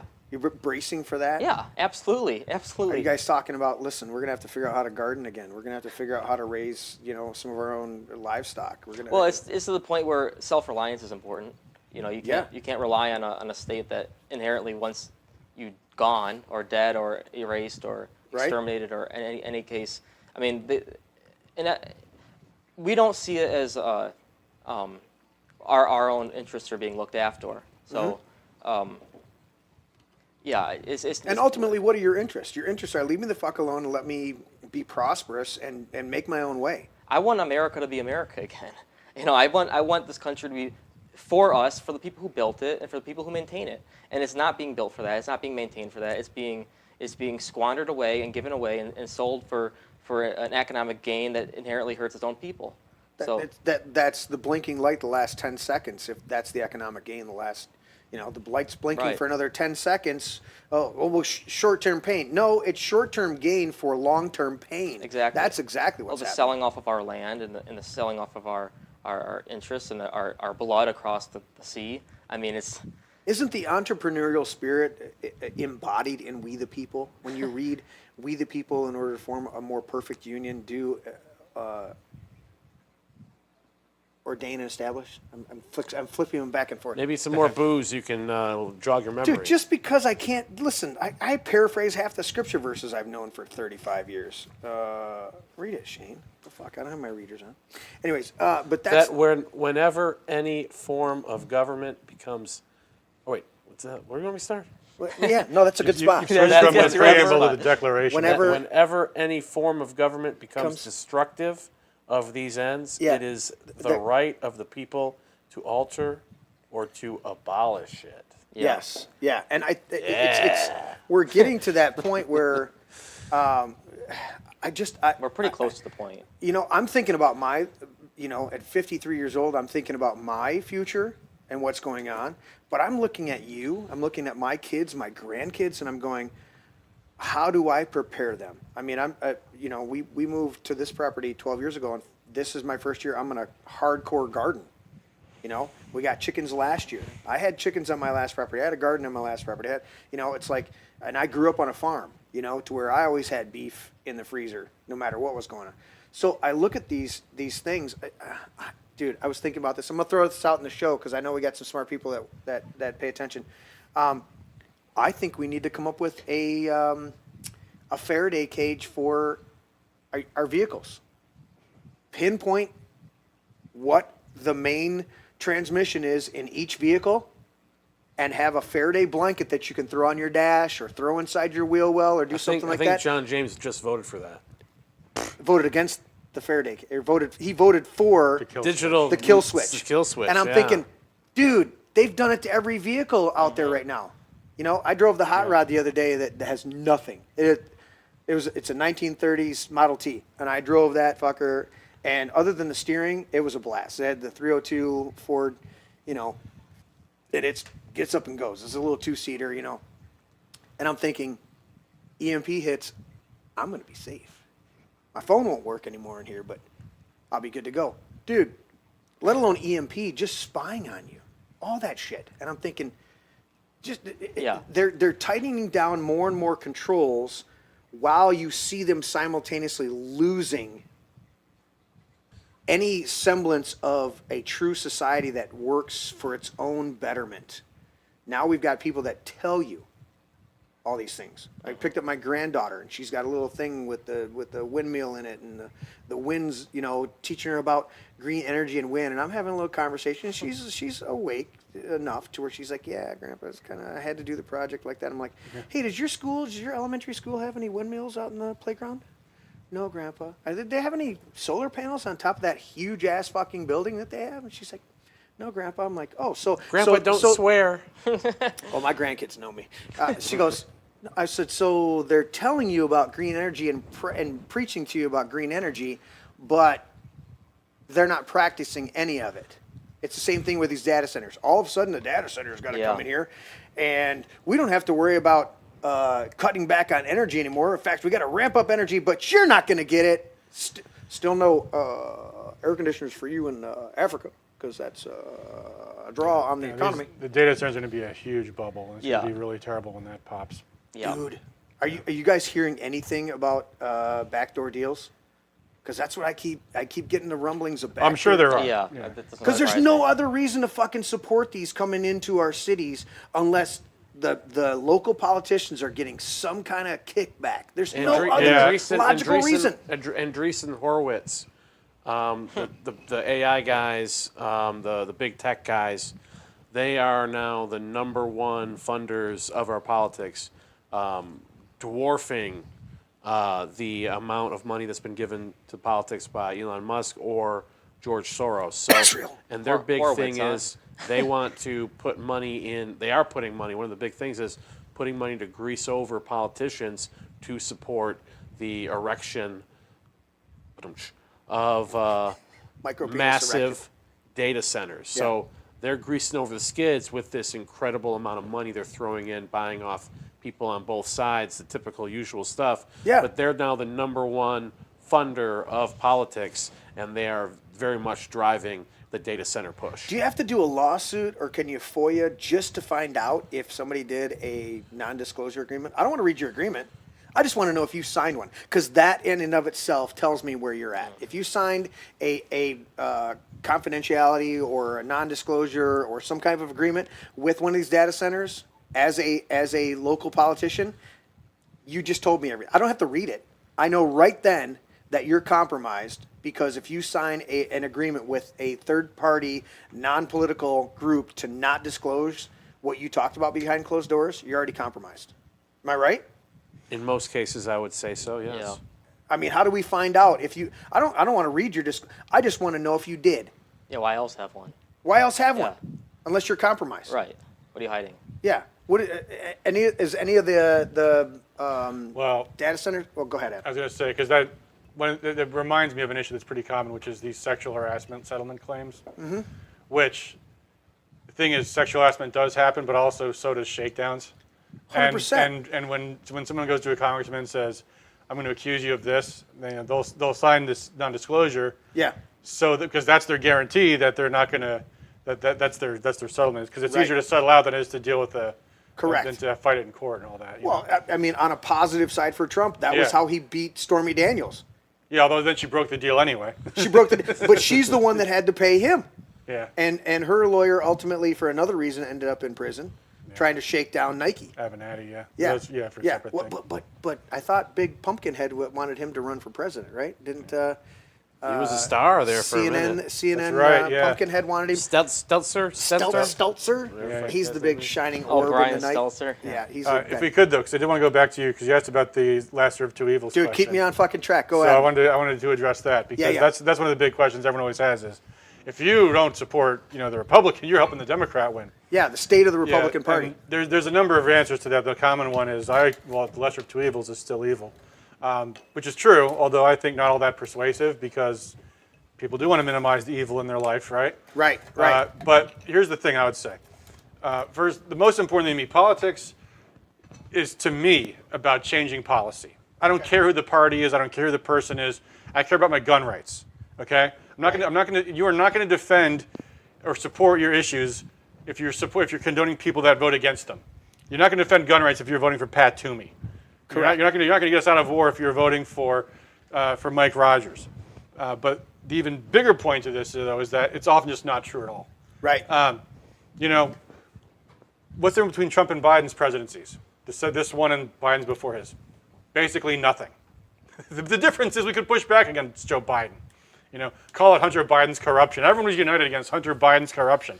Now we have corruption at 10 times that level, and no one says anything because it's the Trump family. It's not hitting the radar at all about the insider trading. Every time Yeah. he says we've won, and the oil prices drop and then come back, they're doing put options right from the White House. Yeah, he was destroying our Fucking military ridiculous. with this idiot misadventure in Ukraine. Well, guess what? We're A, still doing that because Trump never got out, and then B, we've now made it even worse going to Iran. Yeah. So the biggest difference is that now we have a civil war in the GOP because we're not united against the Democrat opponent of it. So Right. the philosophy always has to be the issues come first. The issues now. Politicians are often a mixed bag, so we all have to decide what's the most important thing to us. But For what me, are I got to the- say, the Mike red lines, Rogers is yeah. way over the line of what I'm willing to tolerate, personally. Yeah. But that's just me. So, I'm being pressured to have him on the show. You should. They have some special guests. I can show up in a clever disguise. I can show up with like a Fu Manchu outfit. Asian benefactor of the show. Yeah. Mr. Michael Rogers. Yeah. No, he looked like conservative, but he not. No, He no man. no, He no, no man. No, Not a no, man. he not conservative. No. Yeah. I had a thought about that just a second ago when you said. So what's the state of the GOP? I mean, really, Not good. Fractured. who wants to be involved? And you touched on this, Adam. Is this dynamic of leave me the fuck alone? This is the mentality of the vast majority of the conservatives. We don't want to be involved in politics. That's why I ask you what promoted you, because the vast majority of conservatives don't want to be. They want to go out and shoot their guns. They want to go out and do their own things. They want to have their family and be left alone and not pay as much in taxes. It's only when we're forced to be involved in politics that we get involved in politics.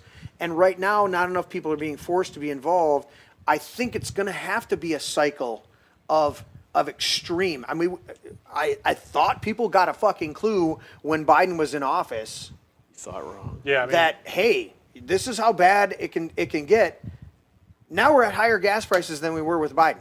So for me personally, I just can't not do anything while this shit's going on. But for I most get people, they're like, this isn't worth it for me. I've got too much of my life that I care too much more about than correct. dealing with these lowlights. So isn't that an uphill battle? It certainly is. Yeah. I mean, that's unfortunately the way the world is. Yeah. I mean, when we had, like I mentioned, John Riley, my state rep, or Lucas's state rep at the time. Yeah. Guys like him are really, really rare because people don't want to put in the work. In fact, I begged John to run for state senate. He wouldn't because he's like, I want to spend more time with my grandkids. And that's just the way it is. That's the other dynamic, And is the who good wants people to don't want to get involved. Because you go there, you're banging your head against a brick wall. You Yeah. can't really get anything done. You got to vote no on all this crap. Everyone hates you. You Right. get trashed, and then your own party might come after you with more money than that's ever been put against anyone in the history of politics. and that's like even- Thomas Massie, And that's even if you get in, which is a a rarity. huge uphill battle just to get in. I've had multiple candidates here on the show leading into the state convention and the primary that are phenomenal. Either they don't get enough signatures, or the party just straight up goes after them to get rid of them so they can keep pushing the establishment. Yeah, there's very few people like Thomas Massie who enjoy we call them happy warriors. They love the Yeah. fight. Gary Glenn was a happy warrior. I Yeah. worked for him at one point too. Right. We got to find more people like that, but it is tough. Politics is a Yeah. tightrope. A lot of people walk in thinking this will be easy. I'm an engineer. I'm a rocket scientist, Pat Colbeck, and then they discover it's a lot harder than they think it is. All I can do is encourage people to keep at it and keep trying, because I mean, look, I've been doing this for 20 years, and you fail a lot. It's not easy, and Yeah. it's very frustrating. And all you can do if you care about liberty is either keep in the fight or go someplace else. And frankly, I don't know another country that'll take me with my gun collection. So here I am. Switzerland. But isn't there really Switzerland won't take me. no? You know how to get citizenship in Switzerland? Good luck immigrating to Oh, Switzerland. getting citizenship. But Yeah, as they far won't as have your- me there. As far as your Yeah. guns, Yeah, or even they They'll require. take your- They they'll still take your require. guns, but they'll you can take stay. if you can. If Yeah. you studied Good banking luck, for get- the next 8 years, Yeah, okay. they might consider you on Yeah, a, just on got a a new visa. line of work, sure. Yeah. That's crazy. Terrorism. I didn't know this before the show. You guys told me this. Michigan terrorism Senate bill. You two explain this to the audience. Well, we Whoever- talked about Lucas's story. Yeah, explain this to the audience. They're trying to pass a Michigan terrorism Senate bill, and it's actually the Republicans that are in support of it. Is that correct? They tried to. They tried to? Explain this to the audience. Well, there's a bill in the Senate that passed the Senate unanimously. Okay, It was the sponsor in this case was a Democrat, but there's a similar bill in the House too, okay. which was sponsored by Republicans. So both parties are on this. All right. To define what terrorism is? Well, there already is a terrorism statute, All right. which has already been, as Lucas all too painfully experienced, been outrageously abused. Yes. So this proposed amendment is to tack on language. And it's interesting how they structure it, because at first hand they add an additional requirement, but then they also make an either or and say, but this can also work. Which Is to this say, akin to the red flag bullshit that they've already brought through? it's kind of like that, but the idea, they It's have this- ambiguous and They have blanketed. this really lousy circular definition to begin with. And by the way, I should mention this also. When I was working on Lucas's case, one of the things that we did to try to get more attention to it was we actually tried to write a bill to change Michigan's anti-terrorism law. Remember that? We had a whole news conference in Lansing about this, and then after, what happened was about like a week or two after that news conference, COVID hit.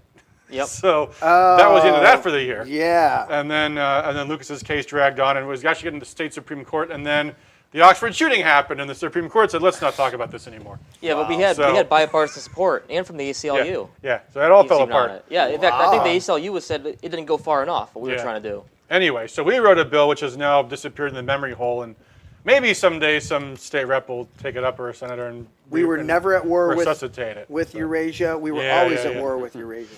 But somehow this new bill appeared, and it popped in. Yeah. And it adds this section that says, part of it, to be a terrorist threat, you have to have known or reasonably should have known that what you said might be taken as a terror threat, which of course is exactly how they contorted what Lucas said. You know, Lucas posted a thing that says, I'm just taking this bad boy up. This will melt snowflakes. You should have known, Lucas, that the Democrats would take that as a threat. Well, they said I should have known the entire campus would have seen what I said and took it as a terroristic threat, which is insane. Yeah. That was in the Court of Appeals. They said that as well. Just the way you describe that language, though, it could be taken both ways. It's like you should have. It's like, what would you say? The reasonable. You should have reasonably. Yeah, known. the language of the bill, unfortunately, the actual bill number is not at my fingertips right now. But what the essence of it is that it says that an element of the terror threat has to be that you would think this would be interpreted as a terror threat. But there's also that part That's of that extremely subjective. Yeah, exactly. So part of that, in part of the bill, it says that this is an additional element. So that makes it more restrictive, and that's a good thing. An additional element to become a terror threat. But then there's also, or this could also be, and then they have the same language all over again. So the problem is, and this is what gets me, because a bunch of these civil liberties organizations, including the FIRE apparently, which is the foundation, it used to be called Foundation for Individual Rights and Education. They've changed the name, but it's the same acronym. But anyway, they came out and supported the bill. And that's why I was actually, one of the senators told me, he said, I did my due diligence. They all said this bill would be great. And the problem that we have Drink here. the Kool-Aid and shut the fuck up. Well, the thing is, because I mean, actually, I think he's still there. This guy, Joe at the FIRE, probably said, oh, this bill looks great. The thing is, he's a lawyer. Okay. He looks at this and says, there's a new element that says that you have to also establish that this person must have known that this would be perceived as a threat. Okay, well, that's great. In the real world here, the law wasn't the problem. And actually, so the way I first heard about Lucas's story, his dad, Mark Gerhard, wrote us this nice letter and said, here's what's going on with my son. We need to, this terrorism bill, unfortunately, led him to get this charge, and this is a problem. Can we close this loophole or whatever? You didn't call it a loophole, but that was the idea. Right. Then when I started researching this, I realized the problem wasn't that the law was written wrong. The problem was the application. The problem was the cops got it wrong, the prosecutor got it wrong, the judge got it wrong. Right. So the interpretation and application was wrong. So the way we ended up writing our bill was like this, had this whole belt and suspenders approach, because we had to start from the assumption, the understanding that judges are too stupid to understand the First Amendment. And then you have to really spell out for them. The terrorism threat, it must be this, it must be this. Yeah. Like one of the things, and Lucas can talk more to this, but there's this clause in the current law which says it is no defense against a charge of terrorism to say you couldn't really have committed the act. Well, okay, what does that mean legally? What that means is if I call up Gretchen Whitmer and say, I'm going to kill you, Gretchen, and then I'd come get arrested because I've made a terror threat, I can't turn around and say, I don't know how to kill Gretchen Whitmer. I don't have any guns. I don't have any bombs. I don't even know where she is. That's not a defense. That's what that part of the statute was actually saying. But the way they used it against him was not in that way at all. It was to say, you can't say that was a joke. Yeah. Even though that's exactly what it was. Exactly what it was. Yeah. So even though the law was on his side, guess what? The cops weren't, the courts weren't, the prosecutor wasn't. Yeah. So that's why, just because the bill is like, well, okay, legally, if this was exactly followed the letter of law, it'd be okay. That's not the real world.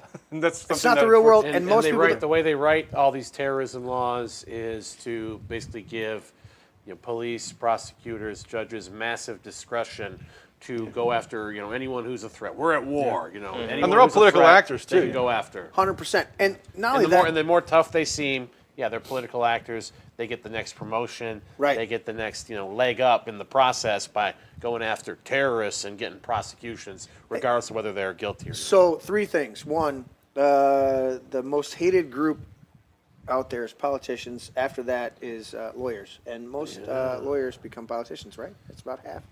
Most Yeah. politicians are lawyers. Second point I have to make here. From now on through the rest of the show, when we use the word terrorist, we have to say it like Bush Jr. Terrorists. Terrorists. Terrorists. Terrorists. All right, so Terrorists. I'm just laying that rule down for us. All right. The- And you have to say Israel like Lindsey Graham. Israel. Israel. It's always Israel. Israel. Israel. Terrorists. And the third thing is escaping me for just a second. It was something you said. I threw you off. Memory. Have some memory juice. Memory restored juice. Dude, I got 15 things going on.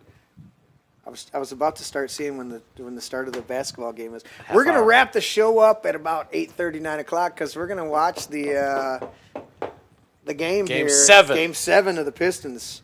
They're wild how they It's been a blow fun- games. yeah, How they it's blow been a- games in the first round and then come back and they blow games in the second round.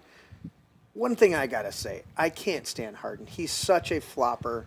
He's a bitch. He's a bitch, dude. I hate that He guy. comes up best, and he's purposely bumping into guys so he can get knocked down. I said all that just to try to remember my I third don't think point. these I gentlemen don't watch really sports give a ball. shit. So I was gonna say sports ball is bread and circus. Well, but Talking about Yes. politicians, lawyers, and there's a third profession. no, there was a third point that I Oh. wanted to make about this this conversation. It was probably the fact that how much. Oh, that's what it was. How many feet of snow do they get at the campus you were at?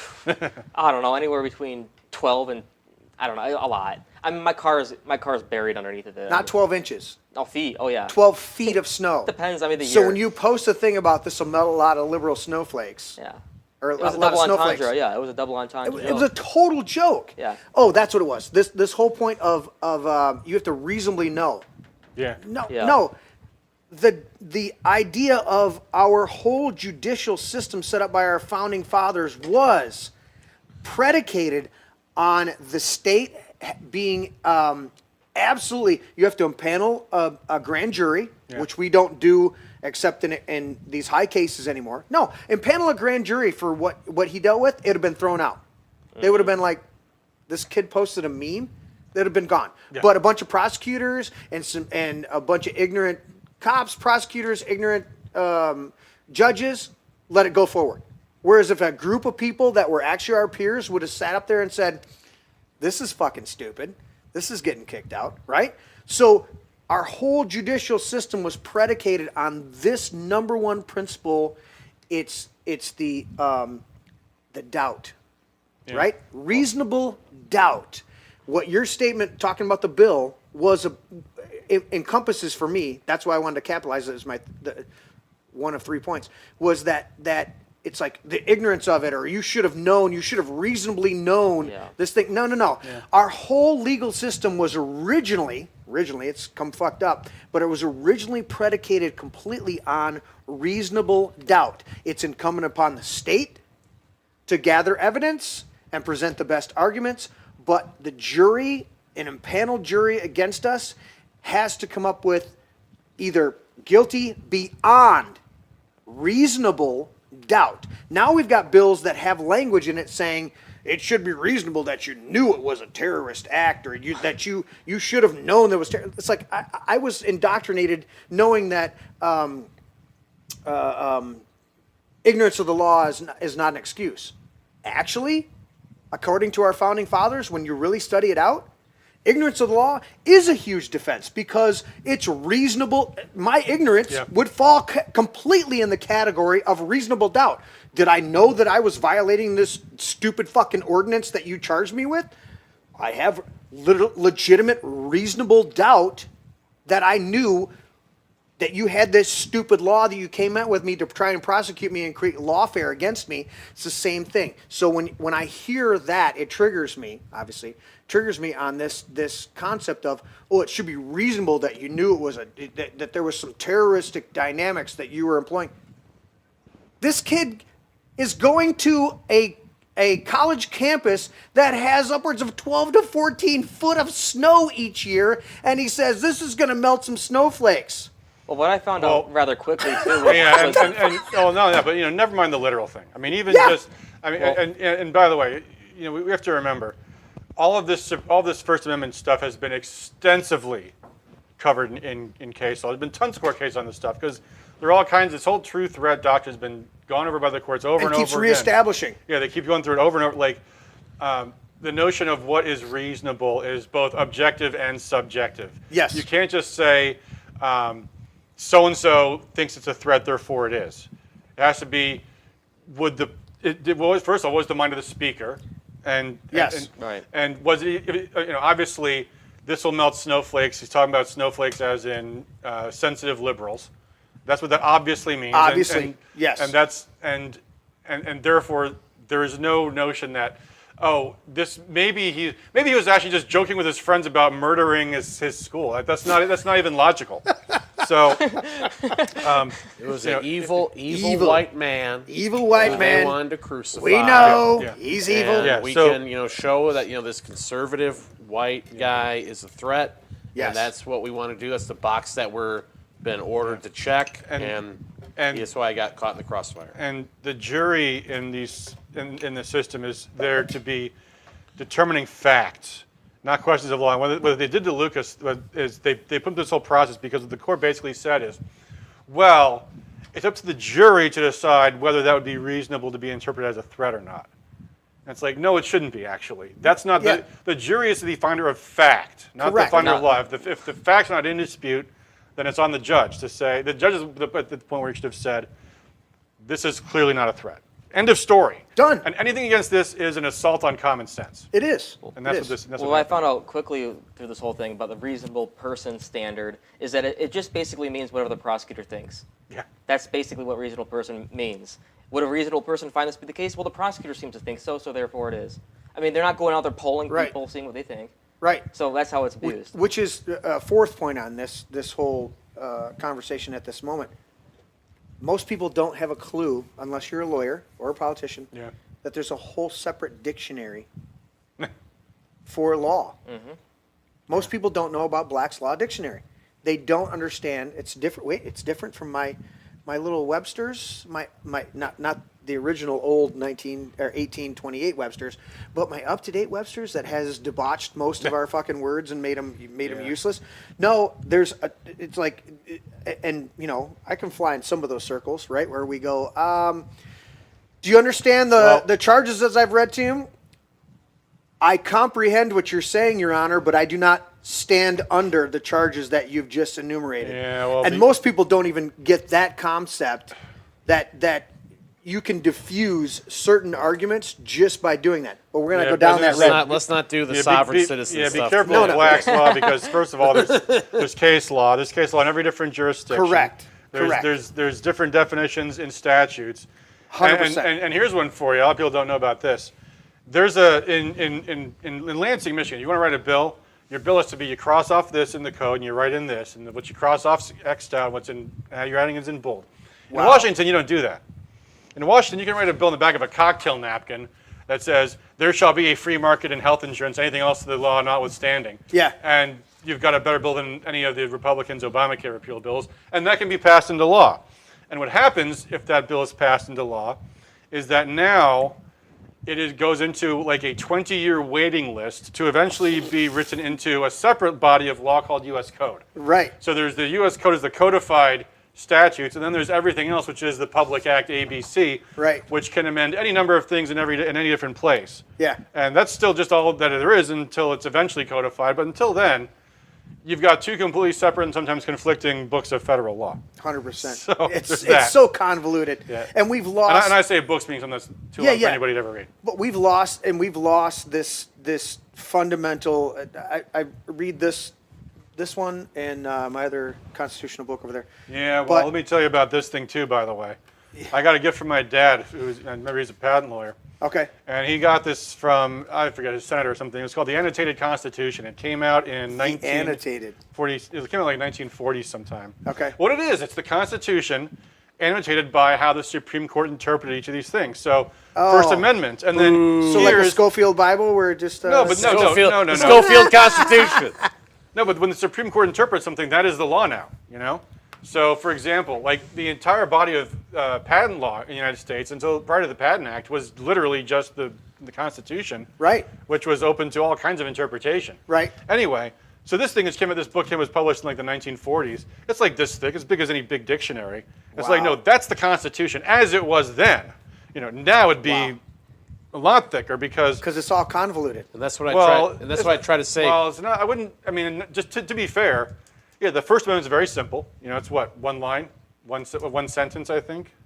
The Let's first, see. First Amendment, freedom of Well, speech, second. freedom of the press. No, well, first, okay, Second Amendment also. Fine. Yeah. Perfect example. Okay. yeah, So there's all kinds of Supreme Court case law about the Second Amendment Right. and what they can and can't infringe upon, what is infringement, you know. So that's all going to be written out, you know. right. Actually, it's funny, I remember, because the page on the Third Amendment just said, thankfully, we have had absolutely no case law on the Third Amendment yet. Which is all it Which is had. just, yeah. There has been since now. There is now. But the point being, Yeah, this Constitution that people like to hand around, yeah, this is a picture of a virgin girl.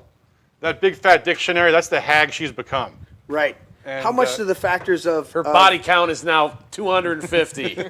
How much do the factors of anything that's anathema or in opposition to the Constitution is automatically null and void? How much does that factor in?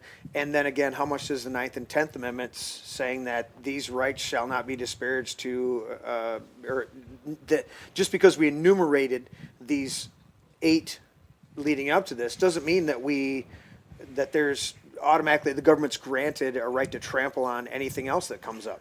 Well, I'm not one to argue with I'm just facts. in light of the And- case and that you're citing I mean- case law. It's like just because we haven't enumerated doesn't mean you can automatically. These are the Constitution doesn't enshrine or establish rights. It enumerates. It lists out God-given rights, which is a fundamental dynamic. I think that we forgot. When I talk to people about the Constitution, I try to say, we need to get back to the original intent of the Constitution as it was written, the Bill of Rights. That's the important part that needs to be defended, and we've obviously strayed very far from that. We need to get back to the notion of government as was originally envisioned by the Founding Fathers. Yeah. Well, let's be careful about that too, because remember what the Constitution actually was. It was a document to replace the Articles of Confederation Correct. and create a strong central government. We got to make the Articles great again. And if you don't like what the courts have done to the Constitution, well, look at what Article 3 says. Supreme Court is the sole arbiter of what is and is not constitutional. So it was right there. And if you really look into deep history, there's a great book about this called Hologram of Liberty. You can look it up. Okay. The Federalists were led by Alexander Hamilton, who were all about stopping these pesky states from having their own conflicting laws. They wanted a strong central government. So they were pushing for it. As Patrick Henry was all opposed to that. And they were the ones, the Anti-Federalists were the ones demanding the Bill of Rights. The Anti-Federalists were the real Federalists. Yeah, exactly. Well, how many? It was a majority I mean, the majority of the states that wouldn't ratify the new Constitution until they had the Bill of Rights already at least proposed. Yeah, and even those. I mean, Rhode Island refused to ratify the Constitution Until they were threatened, and it was passed by one vote. Yeah, the Rhode Island trade bill. They starved them until starved them into submission. So yeah, I mean, it goes all the way back to there. And that is unfortunately the society we live in. All you can do is fight. And that's why you need people to organize. Because whether it's changing policy in the statute as a lawmaker, or whether it's fighting in the courts, or in the court of public opinion, we either get rolled over or we organize and mobilize. And like I said, it is frustrating work, and I feel like I've gone nowhere in 20 years, but you just have to keep at it. And again, I'll come back to this. It's the Founding Fathers. They knew we the people, this dynamic. Yeah. And I think the ultimate enshrinement of that was the jury system. But that's become so destroyed. Yeah, good luck trying to play jury nullification. I mean, it's been the joke for what, 50 years of how do you get out of jury duty, Yeah. When our Founding Fathers established that, it was they saw it, just as you read, Shane, from the Declaration of Independence, it's their right, it's their duty. That was if our government gets out of hand, well, if somebody in our community gets out of hand, it's their right, it's their duty to sit impaneled as a juror, because it's a jury of your peers. Now, I'm sure we've all heard of it. Did you actually go before a jury? No. So it was all judges and prosecutors and your lawyers doing, talking behind the scenes and maybe an arraignment. Do you understand the charges that are presented to? None of this was put before a jury. Well, they were ready to go. Yeah, there was a big problem with the jury, actually. Okay. The jury was going to be paneled because Sault Ste. Marie is such a big government town, there was going to be a bunch of cops, and there was even a judge on the list of possible people. Okay. A bunch of just bad people to pick from for a jury. So during Vardir. I knew I was saying it wrong. During Vardir. Say it like my cousin Vinny. Voila. My cousin Vinny's a perfect example of how my case went, I think. Yeah. It's ridiculous. I was, in good old boy town, and I had done something they didn't like. There was a point, actually, when they said they denied me bond, not bond. They denied me they get the tether and Bail? everything off. Yeah, bail, whatever they were trying to do. I was trying to basically Go to Dairy Queen unsupervised. Yeah, basically. And they said he ain't from around here. That was something that was This said. boy ain't from around here. I swear to God, that's what He ain't from around the these prosecutor said. He's not parts. even from around here. He You know, looks like a basically. big city boy to me. Now, Miss Vito, in your expert opinion, Yeah, but really. the Excuse me prosecution is wrong. You I'll be right back, excuse me. motherfucker, Oh, you. you're still attached. All right, I'll be right back. All right. Yeah, it's just the way, and even the way that he gets him in the movies, like, I shot the clerk, like he asked it as a question. Yeah, or he's whatever. like, they totally took what he said and I turned it shot the- around. You got to go that way, Adam. You got to go this way. Can I sneak under? Yeah, you got to go that way, buddy. There you go. We'll cut to our side. There we go. You did duck, unlike Larry. So you never face a jury. That's ridiculous. So I wanted to. I wanted to go to trial. Yeah. And I held out for 3 days, but everybody around me, I had people, like everybody who was supporting me was literally crying to me Okay. to go. They were so convinced that, in the case that I lost, I'd be basically going to prison for 20 years. Over a fucking meme. I didn't even care about that. I cared about the principle, but then it got to the point where I was told that it would cost about 40 grand, and obviously I didn't have the money, so it'd be somebody else's money. And They were giving you an out. Yeah, an out which I only took because, again, I didn't feel like it was my right to use somebody else's money to basically push something that only I wanted, which was to. I get that, but at certain points, you may be that man in the arena that is the spear point Well, I had for the next group of people. I had because held out for 3 days. I said, I get that. I'm just saying is that the guy who had his dog doing the Heil Hitler over there in Count Dankula. yeah, Count Dankula. He was same with he just had a huge rally. I saw Chud the Builder? No. Tommy Robinson just had the bridges, like the UK bridge was packed going into protest Parliament. Those guys chose at that moment to be a focal point or lead the case to establish new case law, whereas you had to assess. So I understand you don't want to spend money, but sometimes you go, if somebody's willing to support me in this. But I had no support in the trial. Okay. Yeah, nobody wanted me to go. In fact, I had called. So you got to make that call. Both of my lawyers. My lawyers akin it to basically me standing in front of a cannon and telling them fire. They said it's best to know when to. He said a good general knows when to fight their battles, when not to. Yeah. And they said it's not best. It's not a good thing to fight it. They had said it in a way that made it seem like I was absolutely going to retaliate with the lawsuit and all this other stuff. Right. Which none of that never happened. Everything I was told about retaliation never came to fruition. Right. I'd never gotten a chance to sue anybody. Nobody paid any sort of cost for this aside from myself. So which is, I just want to invoke karma over a lot of these fucking people at a certain point. yeah, it's probably not You going to know, happen. Righteous hand of karma. Well, it's Galatians 6:6. God cannot be mocked. Whatever a man sows, he's going to reap. It's like, okay, I want some of these motherfuckers to start reaping some of this right now in this life, because Enough They have is enough, damn destroyed it. people. I mean, we've watched huge people, right? Roger Stone, Michael Flynn, Rudy Giuliani. Get fucked. It's like Trump, when he was on the right track, he was being, bombarded with these attacks. It's like you watch these big public figures, and then you realize, wait a minute, there's a shit ton of people behind the scenes that have never hit the news media to profile how horrible. I mean, we can cite some Tina Peters. We could cite, the 12 alternate electors here in Michigan. Ran for governor, arrested 3 Ryan days before. Ryan Kelly. We could cite a lot of these people, right? But that's still big public. Somebody like you, unless you come on a little podcast like mine, or do some other interviews, nobody's going to hear your story, how you were railroaded and shamed, they and stomp out your the life little trying guy. to be destroyed, and you're sequestered in your own home for 4 years over a fucking meme.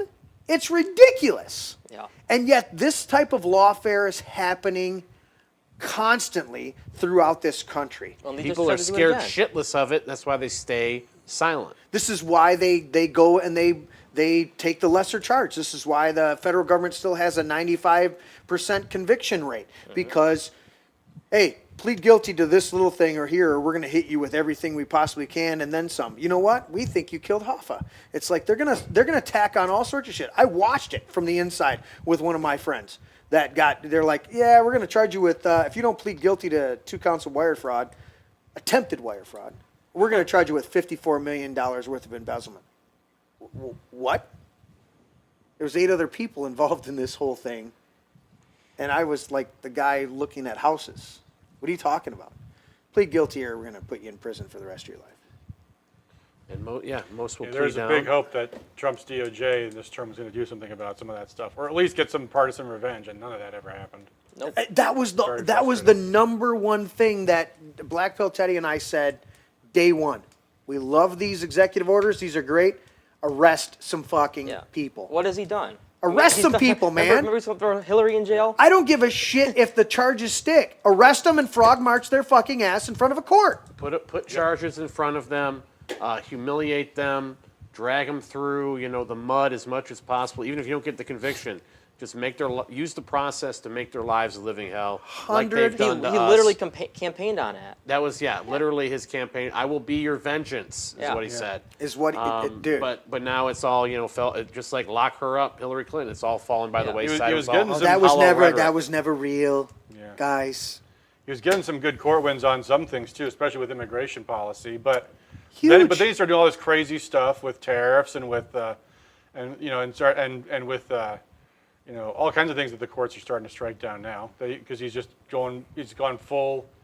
Not like perfect example is 70205 is that they spied on him. And his now campaign- he wants he's us the to one renew it. demanding it all be renewed. Yeah. He's like, well, I know they spied on me, but I'm willing to accept that, and you being spied on for our national security. Yeah. 'Cause I'm somebody- willing to give up your liberty is what he just said. 'Cause I'm somebody willing in to the back- sacrifice your Yeah, liberties. I'm willing to wait. Because somebody yeah. in the back room said, Mr. President, that was a mistake. We shouldn't have supplied on.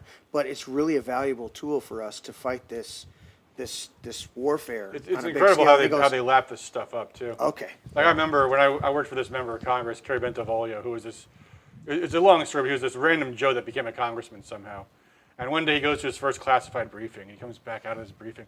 Oh, Adam, I went to this classified briefing, and I can't tell you what I learned because if I told you, I'd have to kill you. He was so proud of himself.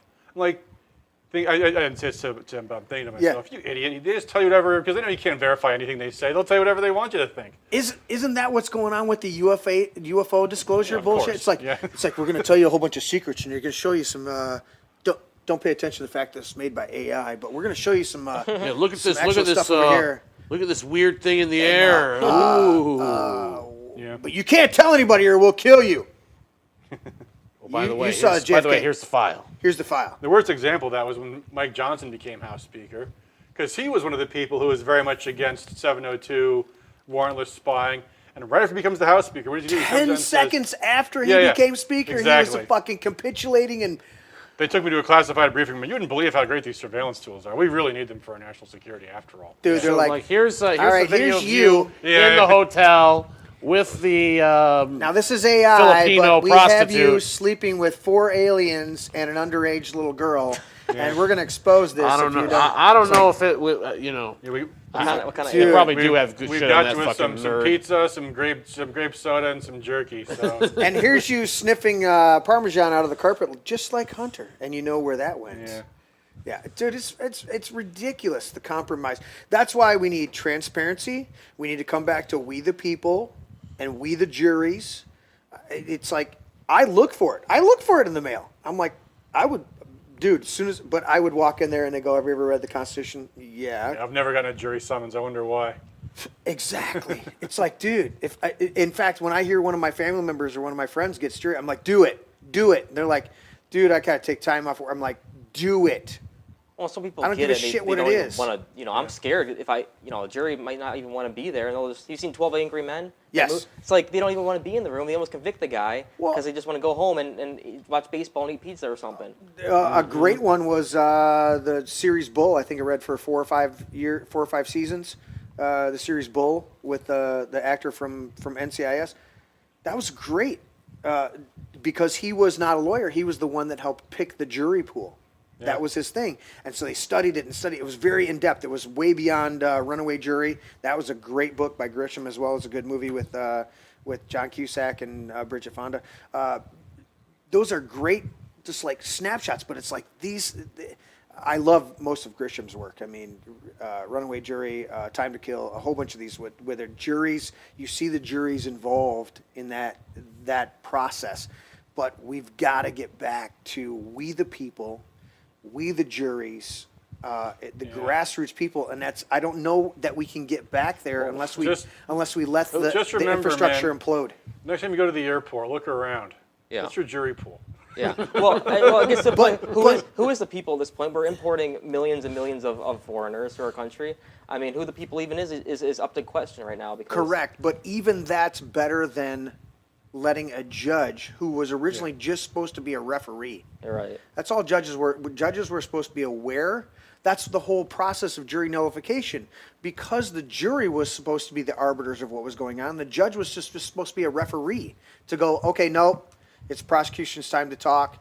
You know, the defense is going to have to sit there. Or, nope, it's the defense's time. They were just supposed to be a referee and ultimately go, this is what the jury has come back with, all right, to keep the proceedings flowing in a lawful, legal way. But the jury was supposed to be empowered with being able to say, not only do we not think this person is guilty of this, we find the law that Congress passed in question, and we're going to nullify. That was what jury nullification. We've moved so far beyond that process. If they actually say that, they'll declare a mistrial. 100%. But now I'd we rather got have now them we declare- what do you do? I actually took a noise violation to jury trial once, like 20 years ago. Okay. And I did actually win. And the way I convinced the jury of their abilities was just like, look, they're going to make it seem as if the conclusion is foregone. You would need to be here if not for that. You're the ones that get to decide whether this is right or wrong. I mean, I'm not going to tell you, it's a very long story. But So you told them that. But what ended up happening was, and in fact, at one point I did say something about nullification. The judge shot me right down. There's this thing as jury nullification. Like, literally, like, spewed it out of her mouth so fast. But what ultimately ended up happening was the jury came back with a question, and they wanted me to restate my definition of entrapment I'd given them. And the judge was like, well, I allowed it at the time, but you're not supposed to think about that. So I'm not going to let him. I'm not going to let. What do you mean you not supposed to restatement. think about that? Well, what happened was Jury, you've had too much to think. What happened was she insulted the jury, and they came back with not guilty like Nice. 5 minutes later. Nice. So, That's beautiful. but I do not recommend doing that because I only found out years later from the prosecutor's daughter that I didn't know that there's actually a thing called court costs, and the loser pays. And had I lost, I would have had to pay $10,000 in court costs instead of a $100 fine for my noise violation. Oh, wow. So I took a very risky bet, and luckily it paid off. But I would That's not Michigan? Yeah, this was Ann Arbor like 20 years ago. Ann Arbor. Anything you can win against Ann Arbor is a victory. Yeah. That was such a liberal. It's interesting. I had a case years ago where we had a young man that was related to my ministry staff. He had a drinking issue, young man, and he ended up being violent and drunk. Anyways, we ended up, as a last resort, calling the police and having him taken off the property, right? Mm. None of us we were like, dude, you just need to come pick him up, put him in the drunk tank for the night. We'll be good. Next thing I know, I get a summons in the mail saying that I got to come and make a victim statement. Now I had 14 days to turn in my victim statement by mail, and I got it 13 days before, or 13 days. So it was a day after I could have mailed it in. Oh, boy.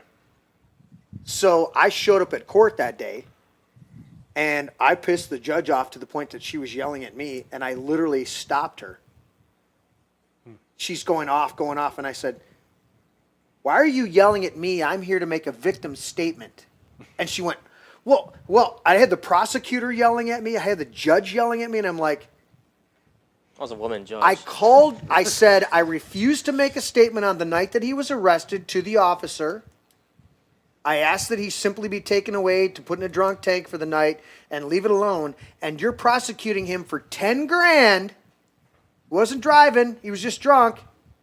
And you're going to prosecute him, and you're prosecuting him in my name. I am the sole victim you have on your prosecutorial list right here, and I'm the one allowed to make a victim statement. I'm not the victim. He's the victim of this system. who and are if you? you arrest him, or if you incarcerate him beyond this, you're furthering his deficiency and his mechanism. And the judge started screaming at me. The prosecutors siding with the judge, and I finally said, "Why are you yelling at me? I'm supposed to be the victim here." And they both Who like, are you to assert your rights in Judge Shaniqua's courtroom? Yeah, right. and finally the judge was like, "Well, I can see that you have friends that actually care about you, and so we're gonna do this and put him into a program." I'm like, "Don't saddle him with 10 grand of fees. You know who's gonna pay that? His parents." He's gonna go he's gonna be so And he's stressed going to go about get, it, he's gonna go he's get gonna go drink again. plastered. Yeah. I'm like, dude, but I literally had the judge yelling at me because I contradicted their narrative. I'm like, you guys never asked me if I want. I'm looking at the prosecutor table and I'm going, did you call me up? Did you have a pre-trial or whatever the fuck this is conference with me? You didn't ask my opinion. You wrote up an attack on this young man in my name. Go fuck yourself. They think they're really hot shit in wearing those robes, you know. Well, Well- one of the biggest problems too is we get these little tiny tyrants in these positions of great power. That's like a great judges. phrase. It's judges have a lot of power over the people. So we need to take an interest in who we actually have as our judges, And we need to expose more and more.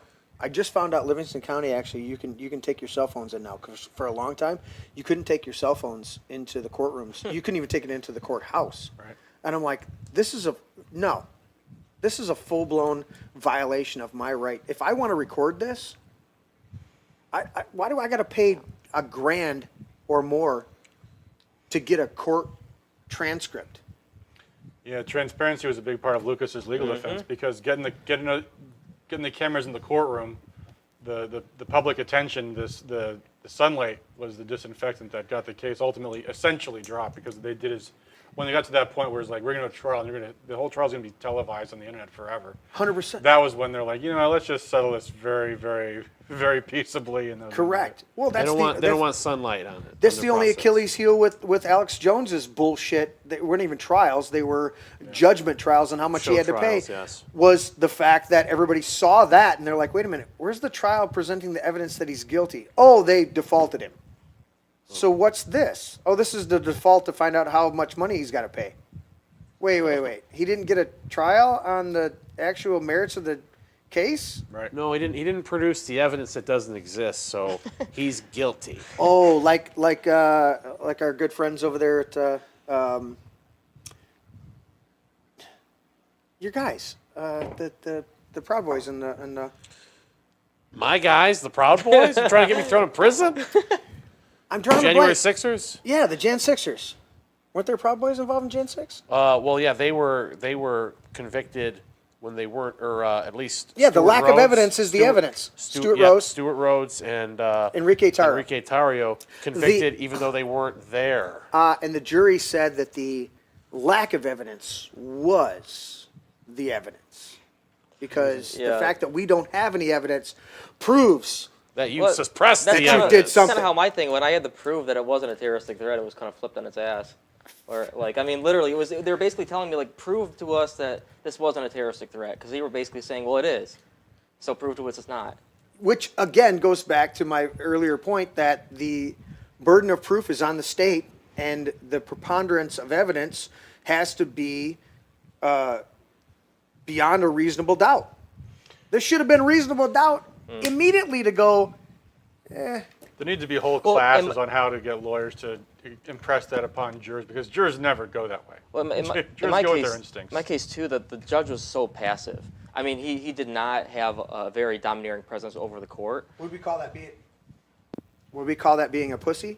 Yeah, we call it being. Okay, Yeah, I'm just checking. Exactly. I don't So want to be too overly critical. literally, the prosecutor just had, reign over the court. It was to the point where my lawyers were teaching the judge court procedure in the middle of the hearings. Which is, dude, when I see that, and I've seen it multiple times, I go, are you fucking kidding me? Right. When you have to sit there and inform that, when the judge goes, oh, I didn't realize that.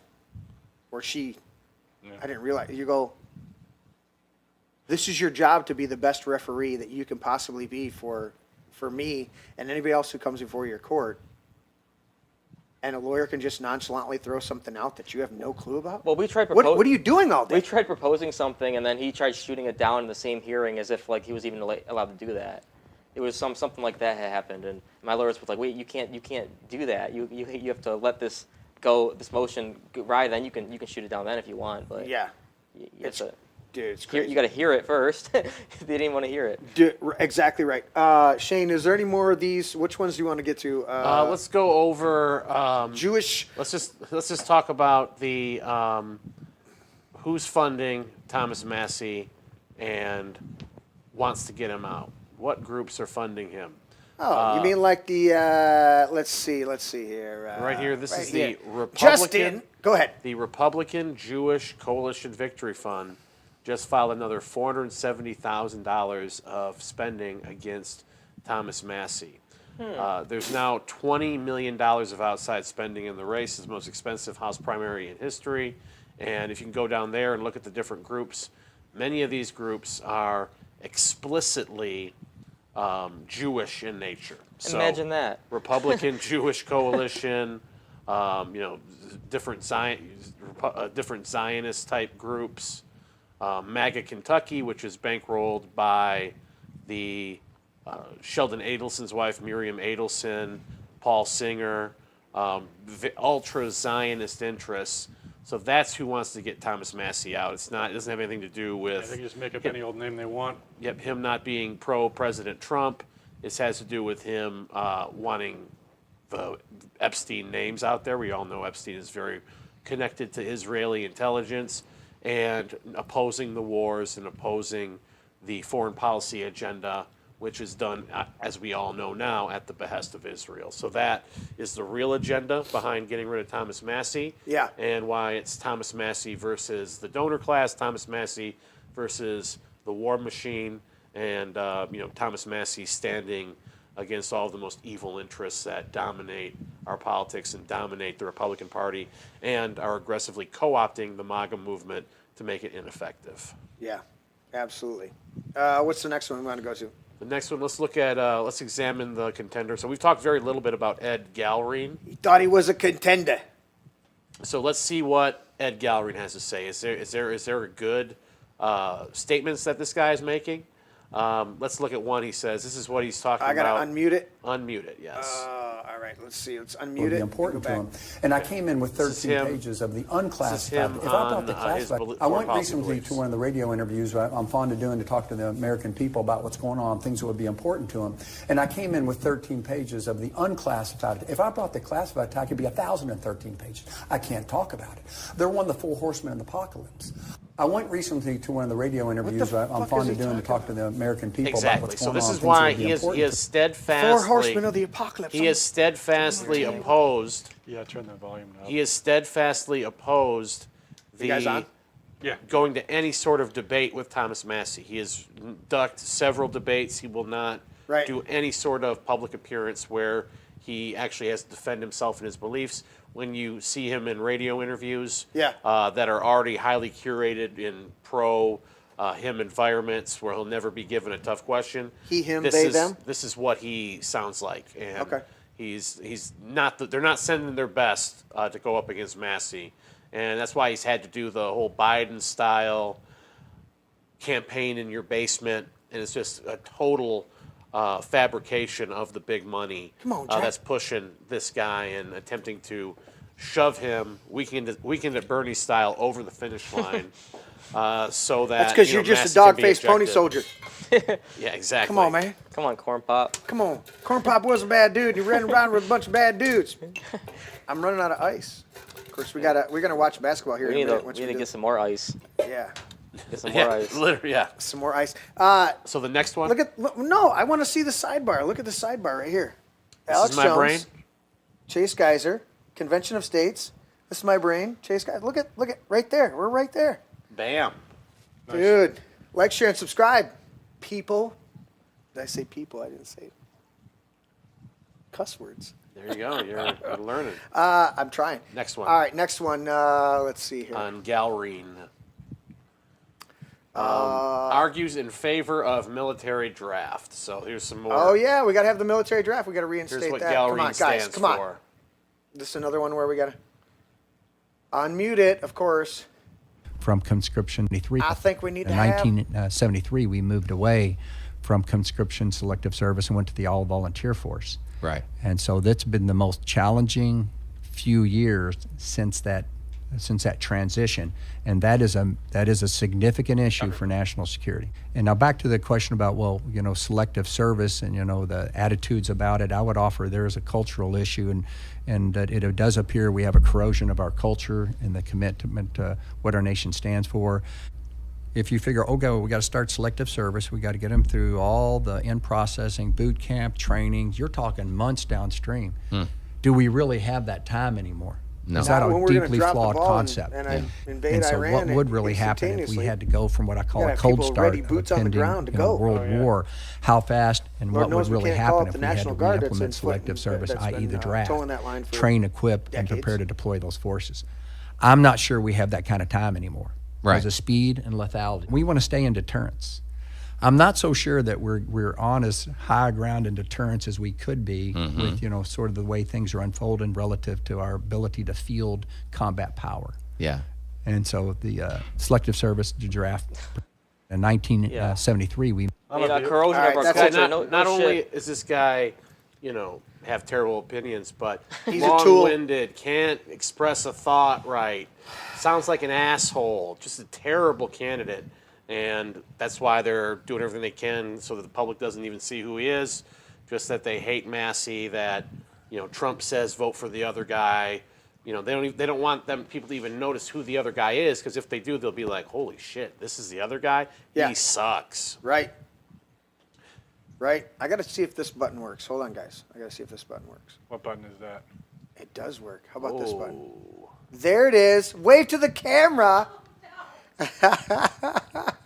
There it is. I love it. That big microphone, you can pull that down. I can unmute you. No. Are you wearing headphones? No. She's not doing it. She snuck in. Did you get your ribs? No, not yet. I'm waiting What? for Are we waiting for the basketball game? Yeah. It started already. I know. We're gonna tune in late because the first quarter doesn't fucking matter. So Okay, got a couple more I want to go. We can skip a few. look of at them, look but at I got a Shane. couple He's a more. slave driver. He's making me do it. Making you do your job. I'm making me do my job. I believe that is the wrong document. Oh, my That is bad. the incorrect. That's the document. one that I loaded up. This is the one Okay. that you loaded up. And From now- now on, you're gonna load it up every time. Okay, so one let's you go want? to Trump. Don't worry about high gas prices. So this is what Don't this worry. is the messaging that we're hearing from President Trump heading into the midterms. Don't Do you think this worry will be about high effective gas prices. With do you think this will be effective with the voters? You decide. He just Trump voters. Alex says, I voted for you 3 times. He can't handle the costs. And he's not for this foreign conflict. I hate it, bro. He's not for the foreign conflict. But Roy in Pennsylvania, he's a retired farmer. He can't handle the fuel going up. And he says he's going to come down disappointed. very fast. And Well, so, no.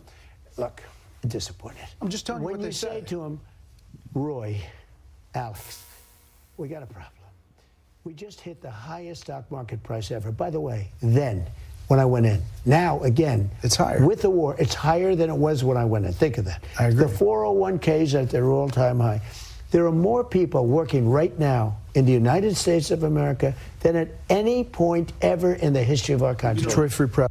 Trump voters. Alex says, yeah. I voted for you So 3 that times. is the end of the clip. He just so he can't That's, handle the costs. this is exactly what- and he's what, not for Biden's this people foreign would say. I conflict. hate it, bro. He's not for the foreign conflict, but Roy in Pennsylvania. Man, are you sure you're not? Are you sure you're not a boomer? Come on, man. Come on, man. So Adam, This was exactly what Joe Biden's people tried to do too. Oh, inflation? No, inflation's not bad. It's not the bad. economy's fine. This stuff does not work with voters. To be told, you don't have problems.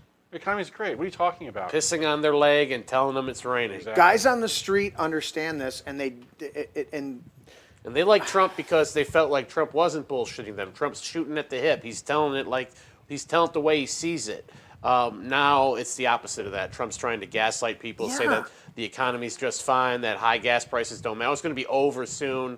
Well, it's been 2.5 months, and Short-term pain, long-term. Didn't he say something he didn't care about? What people thought. He just wanted to end the war. Well- Okay, that's the one above there. Go up there. This That one close right TV. there? The next one up. oh yeah, Yeah, let's Yeah. do it. So Let's do it. We got it on here. And I want to preface this because I listened to it, and I.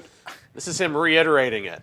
Okay, is he reiterating? Because I'm painfully Brett Baer's high. Brett They're Baer's gonna like, drop like a hey, are rocket you sure once you it's meant over. that Yeah. shit? They'll And Trump's Painfully like, high of though course now, I did. and could be creeping Well, higher lower than before Biden. it's done. Excuse me, lower than Biden, and much me? lower than people thought they'd be. This inflation number is going up. You're right. It's much lower than President Biden's was, but it's going up under you. The numbers are. You can imagine Democrats and political pundits people get it. jumped all over this The people statement get it, that you Brett. made the other day. You were asked when you were leaving. What extent are American financial situations motivating you to make a deal? Not even a little bit. The only thing that matters when I'm talking about Iran, they can't have a nuclear weapon. I don't think about American financial situation. I don't think about anybody. I think about one thing. We cannot let Iran have a nuclear weapon. That's all. That's right. That's a perfect statement. So I he make thinks it it's again. perfect- you can perfect imagine statement, how he many says. people stop the He soundbite thinks this one line at, is like the magic I don't silver think bullet. about. Oh, Iran can have a nuclear weapon. That means you can do everything. And I get, I heard all of Alex Jones and a whole bunch of other people talking about this. I got what he was saying when there. She prefaced it and said, how much does the American financial situation factor into making a deal with Iran? And he said it doesn't factor in. They can't get a nuclear weapon. But that's the stupidest fucking statement you could make in this political environment. You should I say do not think it's a dead ringer quote, and of course it'll be on every attack ad. every attack ad. It's a I do stupid- not think about the American people's financial situation at all. That's. But it was in the context of making a deal with Iran, which he's already embroiled in. He's already been in he's its lured in. context, it's less stupid than it is Correct. taken out, but it's It's still still- bad. it's still so horrible. Even- bad. yeah, But, even in but context. I looked at it and went, wait a minute. He was saying, yeah, as far as making this deal that I was duped into attacking these people in the first place, Yeah, it's a false premise. I mean, I'm not thinking about Iran wasn't pursuing a nuclear weapon, and everyone knows. Everyone knew 100%. that. It comes back Everyone, we were all alive and breathing and watching the news when Trump went into Iran. right. When What- they were in the middle of negotiations. Right. That horrific act of perfidy for the second time in a row. What's the number one factor right now on the ground for every American right now that you can point back to is at the core of this Iran conflict? Gasoline. It's the petrodollar. Every fucking time, it's the petrodollar. All the other factors fall in line with that, but it's the petrodollar. The fact is, they went in there, they threatened Iran. Iran shut down the Strait of Hormuz, and whoops, didn't want to go to that one. And the reality is, our gas prices went up. Right? No matter how much everything went up. They've barely even started, too. I mean, the shortages. dude. Yeah, till this all works itself through the system, we're going to be at. Does $10. anybody remember shortages on the shelf during the lockdowns? Does anybody remember? Oh, yeah. And No, The I- toilet paper. I wasn't there. No, but I'm talking about. He's like, I was really locked up. indisposed. I'm talking to people I'm like in my local Meijer or Walmart, and I'm like, why don't we have stuff on the shelf? These certain things. And the people that work there, they're like, unless the truck is full, with all like the truck full, Yeah. they're not going to deliver a half load because this shelf is empty. They're going to wait till that whole trailer is full of product to deliver because the gas prices don't equal out delivery costs. Another thing to remember from COVID, too, is that a lot of attorneys general, including Dana Nessel, went hard after what she called price gouging. Well, price gouging is actually when you're responding to market signals and you're raising your price because you need to suppress demand, because if you don't, if the government says you can't price gouge, then you will cause shortages. Right. So it's not going to be just a matter of high gas prices. It's going to be a matter of there ain't no gas. Like That's going to be real. That's going to be a real problem. Like sales tax per dollar, yeah. gas tax per, is it gas tax per gallon? There's a gas tax per dollar. It's gas tax per gallon. It's per gallon. Per gallon. Right, yeah. But sales tax per dollar, okay? Nobody knows about credit cards. Very few people know about your credit card fees. That's per dollar. So if you've got $5 of gas and you're paying a 3%, 3 cent, the hell's the name of it? Your Surcharge? Surcharge on your credit cards. On a $5 gallon of gas, that's 15 cents. If your margin of profit at the gas station is 9 cents, Yep. you're not making any money. That's why a lot of gas stations now will charge 10 cents more a gallon if you're using a card. And they'll put the cash price. Here's your cash price. Here's your card price, because they've got to pay that merchant account, your merchant fees. They've got to pay your merchant fees on that, let alone sales tax. Sales tax is per dollar, not per gallon. So if there's sales tax on top of there, you're paying that, as well as the gas tax. And people don't factor these in. And I understand gouging, where you got one station over here that's charging the X amount, but I can drive, and it'll be a 40 to 50 cent difference between here in Howell and driving up to Flint, to Miller Road. I mean, the reality is there's no such thing as price gouging. It's market pricing. They're charging more because you can get more. Supply and demand. Correct. And not only that, they don't. Most people don't get that gas stations have to take delivery at a certain price, and then they have to sell it off in order to break even at that price. And so you're always going to have increases being instantaneous and decreases being precipitous and being slow, because you're going to have to buy it high sometimes, whatever your wholesale is delivering, and you're going to have to sell it off. And then as the price modulates down lower, then you can lower your prices. That's why I use the Speedy Reward card and get my bonuses when I can. I got two more things. Holy that we need shit, to go two through. more Two things? more things. All right. And this is just, we've talked about, what is Trump's report card? Well, I think this kind of shows what the voters think. What do you want, the white? Trump's report card is. So go to white non-college voters. White non-college voters. So you're going to the racist card? Here we go. White non-college voters. This is Trump's bread and butter. Butter, baby. The bread and butter of Trump's coalition. White non-college voters. February 2025, plus 36, 68% approval. May 2026, 46% approval.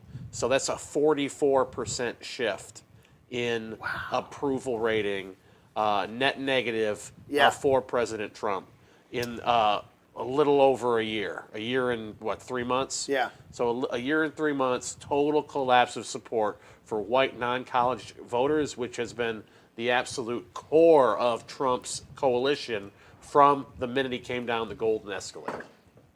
And that is the report card right there. That is his core constituency, and now he's underwater with them, and it keeps going down and down and down. I believe, like when I came on a couple months ago, that was like -2 or -4. Now it's -8. Going down. And one more. We got one more poll. Well, what has he done for white non-college voters either? I mean, he's done nothing for us. Oh, higher gas prices, but Iran would have gotten a nuclear weapon though. So nothing else matters but not getting nukes. Even though they've had nukes the entire time. They were 3 weeks away for the past 30 years. Yeah, exactly. And Netanyahu's told us so. Netanyahu told Trump so. And And now here is the overall approval. Trump, 37% approval, 63% disapproval. Yeah. Among white Americans. Does he not see this? Is he not plus getting 36. this? Not seeing it now at all? it's a -8, so 45% negative swing with white Americans. So we've talked about in previous shows independents jumping off the Trump train, Hispanics jumping off the Trump train, young people jumping off the Trump train. Now white Americans have jumped off the Trump train, and all the people in the Republican Party who say, look at MAGA, oh yeah, MAGA is, we won this primary, going after Thomas Massie, if you're not part of MAGA, you should get out. Well, people are getting out, and these polls are absolutely apocalyptic heading into the midterms They because are. without any of these people showing up, Yeah. Republicans lose in his absolute historic fashion, and that's where everything is headed. Maybe the Republicans winning the redistricting wars and getting those extra seats will help somewhat.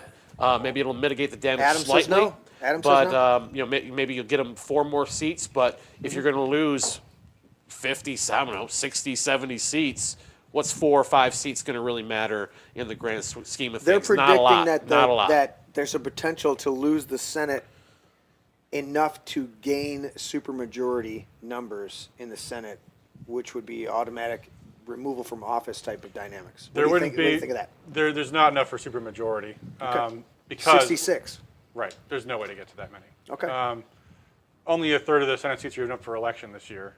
Democrats have to take all the ones that they could possibly win, and then ones they could not possibly to get to 66. Okay. So there's no numbers for that. Now, what there may be numbers for is for them to get majority, and to also, after this disaster of an election coming up, which I predict will be the worst in my lifetime for Republicans, enough that there'll be enough Republicans to vote to impeach and remove Trump. But that's may be. that's my point about yes, the there's- supermajority. If they don't have a Yeah. supermajority to overcome it, Well, there won't be a Then there won't be supermajority removal. there won't be a supermajority of literal Democrats, but there'll be enough Democrats. enough rhinos too. There'll be, well, are they? Can you really call them rhinos I at this wouldn't point? call them rhinos. Republicans in name only. I mean, I don't think. I mean, I think a true Republican might remove Trump from office at this point, given the right charges. True. Yeah. I can think of some war crimes charges he's there's guilty of. a theory out there that they will indict, let us do impeachment on Trump and Vance with Hakeem, the fucking retard Jeffries, as Speaker of the House. I doubt they won't overreach like that because that'll throw people who might do it off of being willing to do it if they go after Trump and Vance. But there might be if the midterm results are apocalyptic enough. Yeah. There might be those people who secretly don't like Trump but are going along with it, might see the ability to abandon ship and get rid of him. But there's still going to be that core of Republicans who are white hot in favor of Trump no matter what he does. And I ultimately think that core is still going to be strong enough in the Republican Party Yeah. that it will scare off enough Republicans where very few Republicans will go along with this impeachment. I don't see him getting impeached, but there will be enough pushback to stop him from doing anything in his second term, and he'll essentially be stuck in quicksand. And this entire opportunity we had for MAGA to remake the country will have been squandered. I think there'll be enough to say that the only way Republicans have a shot in 2028 is to remove Trump, and for that reason, they'll go along with an impeachment of him. Okay.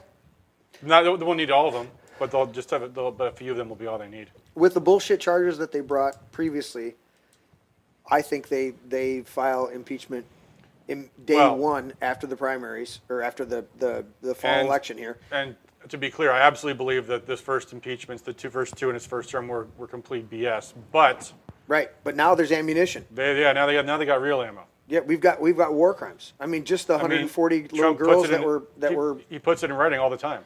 Yeah. on his X account. Yeah, and just the 140 little girls that were killed in the school, and oops, that was our bad. The tomahawk. that was a The mistake. tomahawk, That was a mistake, but actually, Iran did it first. No, Iran didn't do it. We did it. I guess we might have. He's very openly talked of acts of piracy, of acts of murder, of acts of terrorism. Right.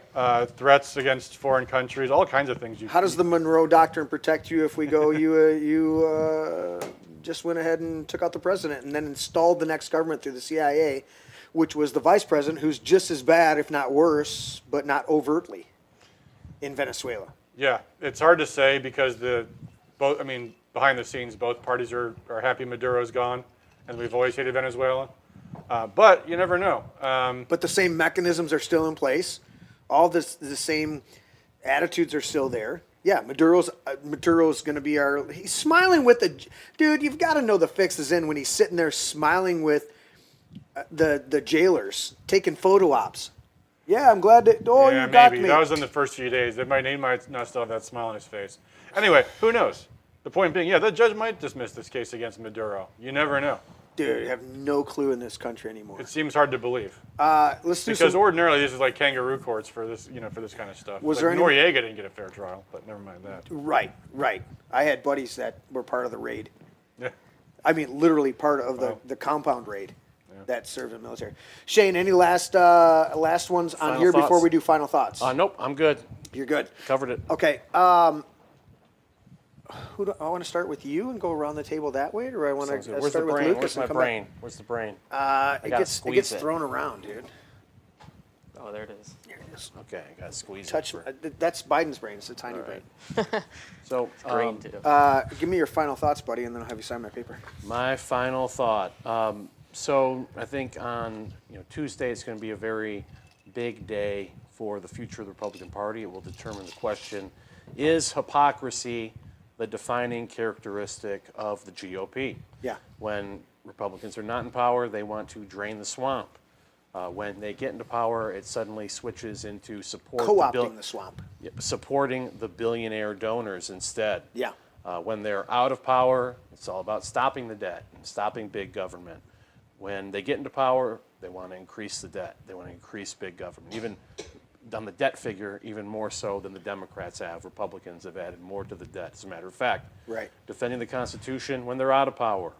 Disregarding the Constitution when they're in power. Yeah. Stopping endless wars when they're out of power, and then when they get into power, let's start the endless wars and make up whatever justification to do so for the state of Israel and the military-industrial complex. Because we got to make that money.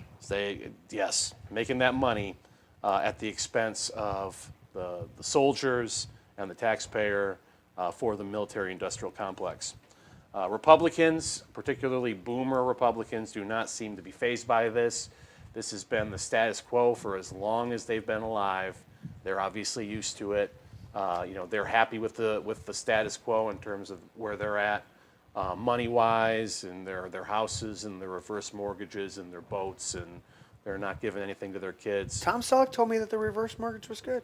With a mustache like that, you can't gotta be trust wrong. them. You gotta trust them. With a mustache like that, you can't be wrong. Exactly. Wilford Brimley too. It couldn't trust the mustache, but. I forgot about Wilford Brimley. Yeah, Republicans don't mind.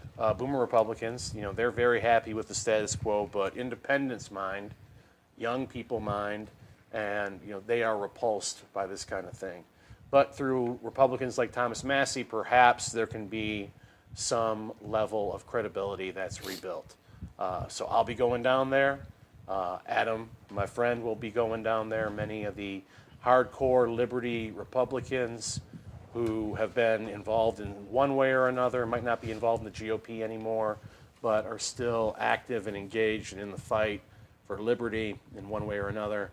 They'll be down there. We're all going to have a big hootenanny down in Kentucky on Tuesday night, and hopefully we will be celebrating victory. If not, we'll be down there for the last stand with some of the best people in our country. The remnant of this country, as Ron Paul calls it, will be down there in Kentucky.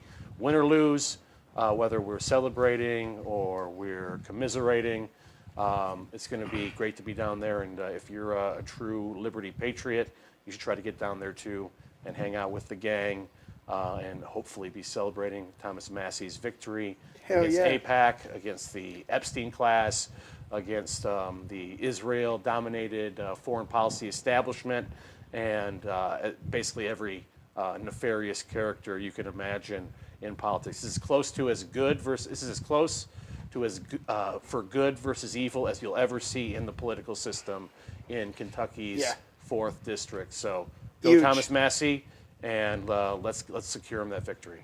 Shane, one last question. As you sign my paper on your overhead shot, pick a color. What does Thomas Massie, the president, described him as the worst representative ever? What is he also? What does he have in common? Is he like the only guy that's not taking AIPAC money ever? Him and Marjorie Taylor Greene. Oh.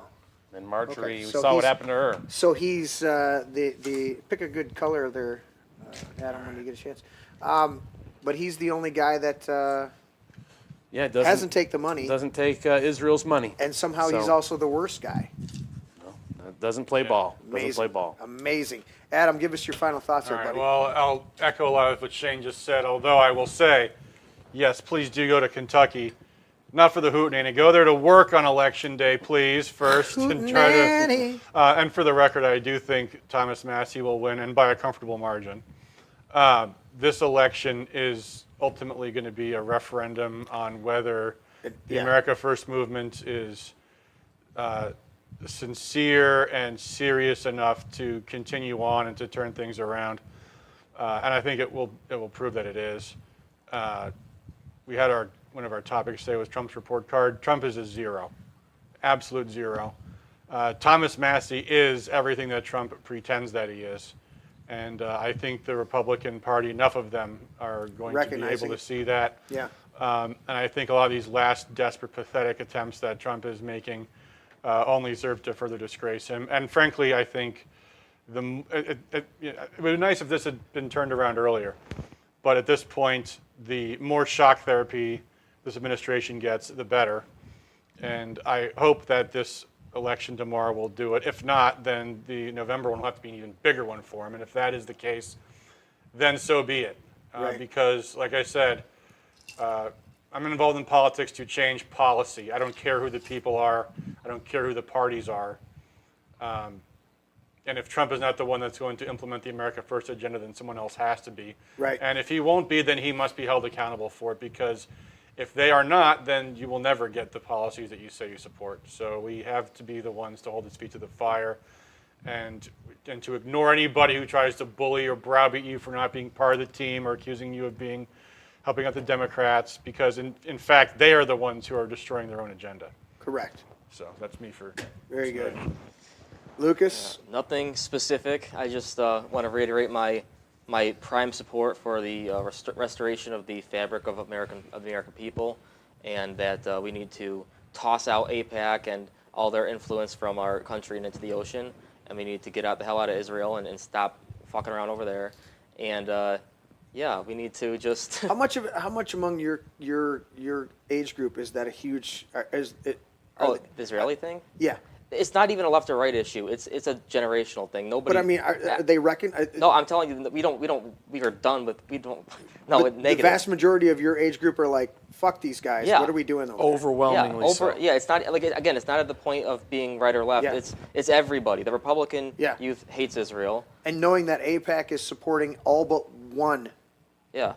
All but Thomas Massie. Well, we all love Massie. Everybody else got money. Everyone got to see the genocide happen on TikTok, and Yeah. it left an impression on them. Continue, sir. Yeah. So, I guess that my primary concern is the restoration of the American fabric to the roots of the founding fathers and how we initially created this country. And I think it can only be done by those people who did create it. And we should not be entertaining any more of this bullshit for much longer. So. Yeah, dude, he did such a good job. Sign my paper. Sign it. But what about the terrorists? What about the terrorists, man? They're going to get themselves a nuke. And Trump said, Amber, did you have anything? No, thank you. She gonna sign my paper though, ain't you? Of course. Hell yeah. I'm gonna pick a pretty pink color for you. See, Lucas's signature has style, man. Looks like Dude. a freaking kindergartner. Yeah, ours both don't look very at good. that. Watch this though. Watch this. This is the overhead.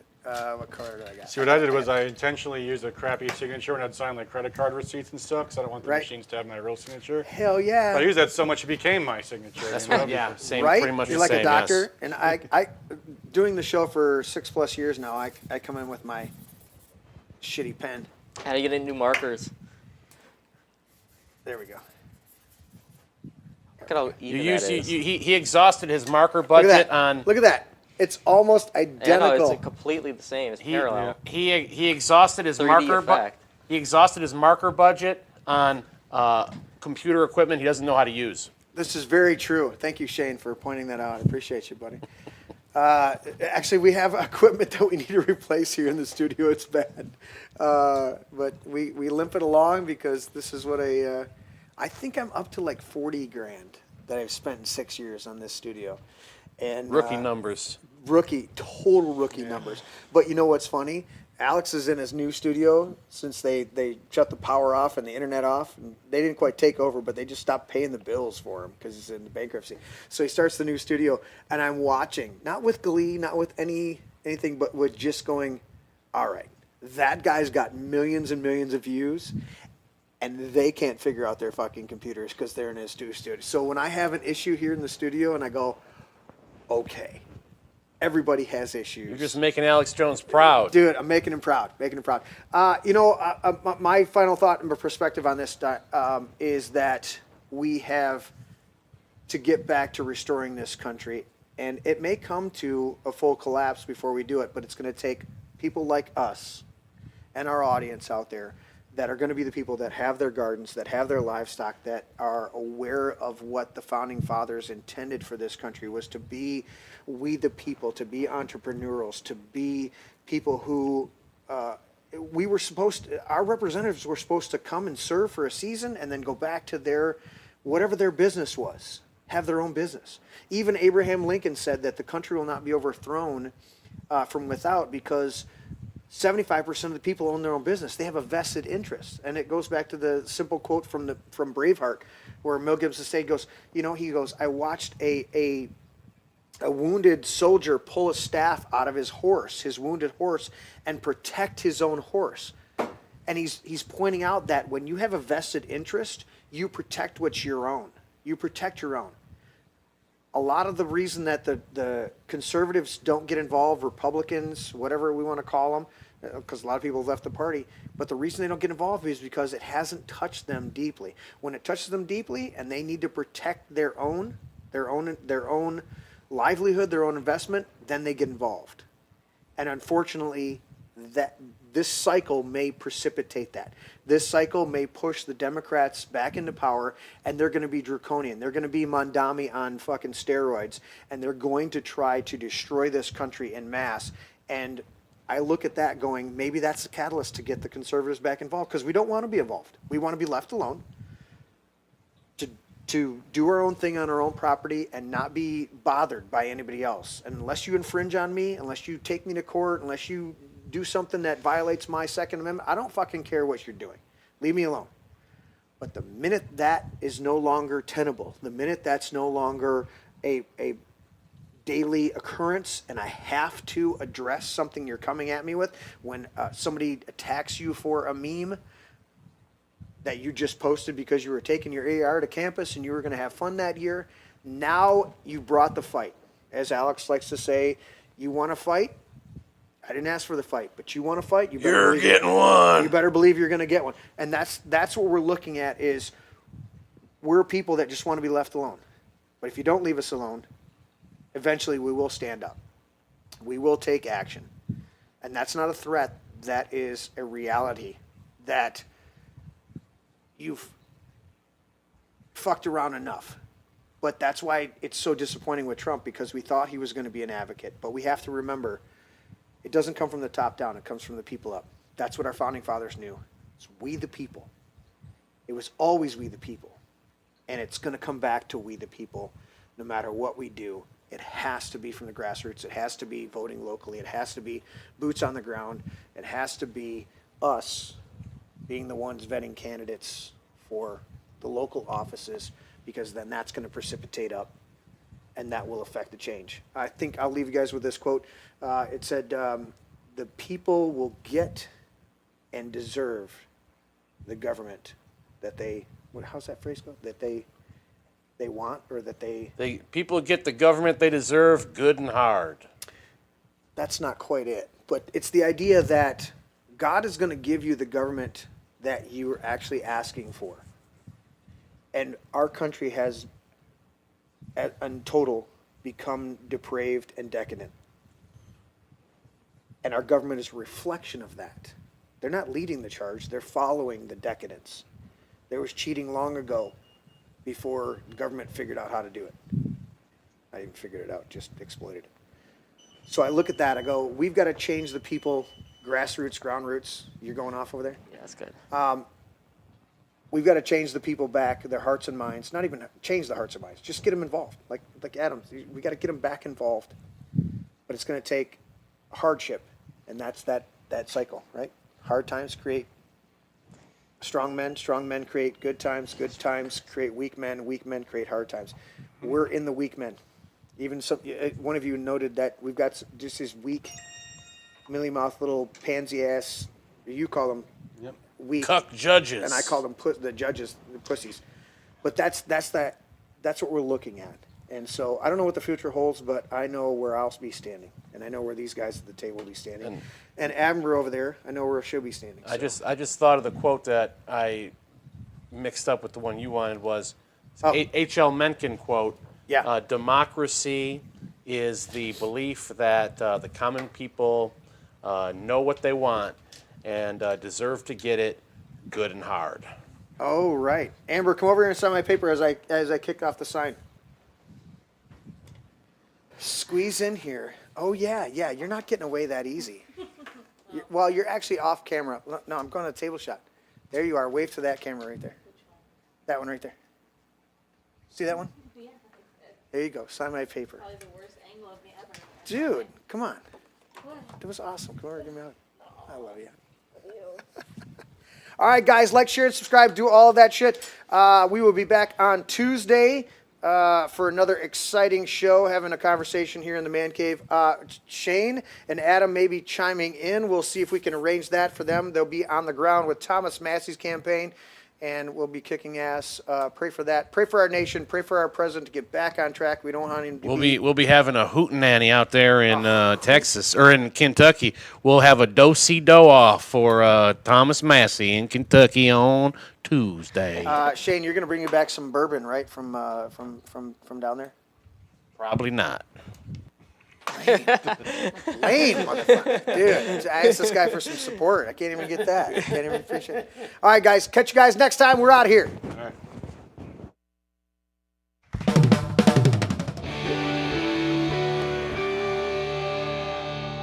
This is my brain. Dad, that's an egg. Yeah, that's an egg. Honey, Dude, that's an egg. seriously. That's an egg. It's a metaphor. It's still an egg. That's an egg. I would challenge you. That's an egg. I know my brain is not actually an egg, okay? It's a metaphor. Metaphor or not, that's not your brain. It's just an egg. Una cerveza para mí. My egg is my brain. Can I at least have some bacon, maybe some sausage with that egg, though?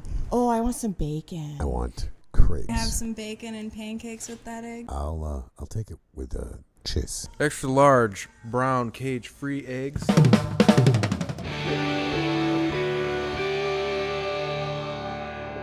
Can I have your brain with hot cakes? A little sausage and a little toast and potato. That would be great. Does it have antibiotics?